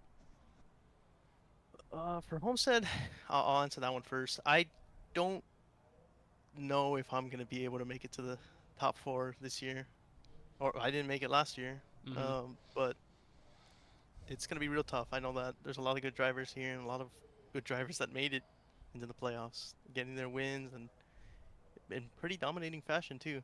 So I just gotta worry about you know making sure I'm consistent, not hitting anyone, just keeping myself on track. I know that some of the guys are already frustrated from earlier in the year, but I'm trying not to make any more mistakes and just running my own race and not doing anything. Hey, overall, you can't The be mad. second part, Oh, go ahead. Sorry, I forgot it was a 2-part question. Go ahead. yeah. As for Daytona, I don't think I'm gonna win Daytona, and I honestly would rather not win Daytona. It's the type of race that you get a lot of drivers who are very desperate for a win, making poor decisions, poor, uh, low success rate moves. So, for the most part, I just want to survive and see where I finish there. Yeah, overall, hey, sometimes you got to do that, but sometimes as well, we saw other drivers pull off miracles there, and it starts their playoffs outright. So, hey, you never know. Maybe we'll be talking next week and be kind of proving that wrong. But obviously, it is ABN tradition. Is anyone you want to thank? Family, friends, sponsors, whatever. The floor is yours. Take it away. Well, I absolutely want to thank Fetter Place. I know that it's been really rough for him lately, and all of ARCS, ABN, everyone has been really hoping for the best for Mm-hmm. him, and yeah, it's just really tough, and I just hope for the best. And Yeah. I just wanted to thank him, and he helps so much with our team to do better. So I'd like to thank him Yeah. more than anyone. ABN shares the same sentiment, obviously, as well. We hope Feather Plays obviously had a rough weeks as well. We wish him well and his family well as he's going through this difficult time. So we do share that same sentiment. Well, here's ABN, and personally myself as well, because when he comes in these booths, he's definitely very joyful, very jubilant to hear from him. So he's definitely a great person to have in this community. He's definitely someone that brings the great points. But is there anyone else you want to add as well, Daniel, while you're here? It's the broadcast, all of the ARC staff. I know it was a rough race to call and to watch, but we got through it, and it was a pretty fun race up front. There were a few issues, but nothing crazy. But it was fun. Hey, overall, can't have fun when you had a fun race there. So you take care, Daniel, and obviously maybe we talk for the season's end. But if not, you have a good rest of your week, and you take care as well. You too. And that was our second place finisher, Dan Michelle. We only got one more person left to hear from. It's our race winner, Brandon Bowie. We'll hear from him now. Brandon, this is Kevin the ABM booth. You got a copy? Yes, I got a copy. A long time no wait for me to hear from you. But first off, we got to start at the beginning as well. You seemed like your car was on rails. So overall, was your car really locked in? You feel confident this track and how it felt? Yeah, I mean, man, be honest with you, and the first thing before I kind of get into it, I do want to apologize for Hagen, for us kind of getting together there. I feel like that was possibly on me. Haven't really gone to really analyze the replay, but I know I kind of did slide into him, but I know he was coming down as well. So, um, I'm not sure how that gets looked at here, being a sub and everything, but I did want to apologize for that. But, yeah, I mean, the race was just definitely a little interesting at the beginning. I was a little nervous coming in, especially subbing for Feta Place. Um, but I felt like I was pretty decent in practice, um, and then kind of just tried to figure it out as the run went on. With the cautions, that kind of helped, allowed me to kind of reset and kind of try different things. The stage one, where they kind of pitted on the one to go where they thought it would be, and then they all kind of got caught up. That kind of changed things from my understanding a lot, and that kind of just allowed me to kind of just stay up front and kind of just run my own pace. Still had a lot of drivers that were still definitely fast, and definitely I could tell like if I wasn't on my P's and Q's that I was gonna get caught. So the beginning of the race was was definitely interesting. But that last run, I was kind of hoping we wouldn't get a caution. I know a lot of guys kind of thought I was maybe low on fuel, but I actually had like 5 laps to the good. So um, I really wanted to see that just like stay green. I hated the fact that we had those cautions, but I get it. Stuff happens. But man, what a race tonight. Yeah, overall, you were seemed like on rails. There was nothing I could really say to complain about. You were driving your tail off throughout that race. Obviously, can't really ask the next question. Obviously, you heard the fuel. You said you were. It seemed like you and Michelle, obviously being teammates, you were good on fuel. So I'll ask the question on to the point with the tire strategy as well coming in. Was there an alternate where you think maybe 2 tires was the way, or did you really just want those 4 tires? I honestly I thought about the 2 tire deal, but knowing that the possibility, because I kind of saw it with Hagen a little bit. I noticed that a couple other guys as well. They took two, and they could kind of hang with me. Um, but then it got to a point to where the longer the run go, I can tell like they just start to really, really fall off. So, I mean, on the short run, yes, that could have possibly worked. But in my opinion, you would have had to know exactly how much fuel to take and how hard you actually drove your car, in order for you to take tires. And as much fuel saving I was doing, and with me probably burning up the right front, I just didn't want to take a chance. So I took that took a gamble, and things just kind of worked out in my favor, to be honest with you. Hey, it sometimes works out not quite nicely, especially when you need it to work out. Obviously, since you are a super sub, don't know if we'll see you back here again in the series before anything's said and done. But I guess I'll just ask overall: did you have fun tonight? Did you enjoy your time filling in here for Brandon Featherplace? Yeah, definitely. Definitely enjoyed myself. Definitely some competitive drivers for sure. Even personally, I never met a lot of these drivers, so even racing around them, I felt like I was respected and people respected me, and me giving the same respect back to them. So yeah, I had a blast. I know when I understand I can't sub in the playoffs. Um, you know, and honestly, I don't know what's gonna happen. I'm pretty sure everybody knows Better Place's situation, so Mm-hmm. I'm not really sure how that's going to shape or how the things are gonna go with that. Of course, I'm just happy to be able to, run his sponsor. I'm not gonna say the name, but run his sponsor. I know I got a text message from him, how happy he was. So it's an emotional situation, but I'm hoping that this win definitely puts a smile on his face, and um, hopefully some good things are to come soon. Yeah, hopefully as well. We do again wish Featherplace all the best from the booth, and obviously all in A squared as well. Obviously, though, again, glad he was here, glad he could watch and enjoy this race. But obviously, again, obviously it would also be nice to see you race here again sometime if you can find a ride and get a good opportunity as well. But overall, though, since it is ABN tradition, since it is your first time here, if there's anyone you want to thank, family, friends, sponsors, whatever, the floor is yours. Take it away. Thank you. Yeah. Well, first person I gotta thank is Feather Place for picking me to be in his car. I mean, I told him I felt kind of honored to drive this car, and I know how hard he's been racing to try and not only get wins but be consistent and get ready for the playoffs. So, I definitely got to thank him. Got to thank his team for taking me in and showing me the ropes and trying to really just feed me as much information as possible as I needed to kind of go out there and really perform. Thank you guys for putting on the broadcast, the league itself, my family, because I had to get approval from the wife. I'll just be honest with you, because I don't race on Sundays. But I gotta definitely thank her and my family for being able to kind of let me do things and let me go out there and have fun tonight. Yeah, glad to see you here, and obviously hoping maybe the missus will allow you to race here again. But you take care, Brandon, and if we don't talk to you again, hopefully you enjoyed it, and you have a good rest of your week. All right, thanks you. And that was our race winner, Brandon Bowie. So that is going to conclude it here tonight for interviews. If I can ever get to the right tabs here, we'll slide him out, and we'll go over that. So obviously, as we've gone over the details, obviously next week is the regular season finale. We are here, and we are looking for the finale of the regular season of the A-Square Cup Series. It is going to be at the High Banks of Daytona. It's going to be at 7 p.m. Eastern on ABN2. So for those tuning in, obviously, if you're here, make sure you note to go to the sister channel that was for most of the races and watch it there. 16 drivers looking poised to try to make it into the playoffs. Right now, at the very least, I had the number written down, but I will confirm that number real fast. We have, at the moment, barring any surprises, we should have 9 drivers locked in out of the 16 spots. 5 with wins, 4 on points, leaving right now at the moment 6 spots available. 1, 2, 3, 4, 5, 6, 7 spots available for drivers to try to point their way in. Some drivers will obviously have easier roads. Others will have to go for Hail Marys. And you also have to think on the High Banks Daytona, there's a chance for a driver like a Delayla, a Lawrence, a Mongol, the Battles, even a James Kerr, way far back in the points right now. Even Alfred George, who's a little bit further back too. Any of those drivers that are locked in at the very least on the quantity to make the playoffs could be looking for a Hail Mary throw at Daytona. Obviously, it's going to be a fun event. I will be there.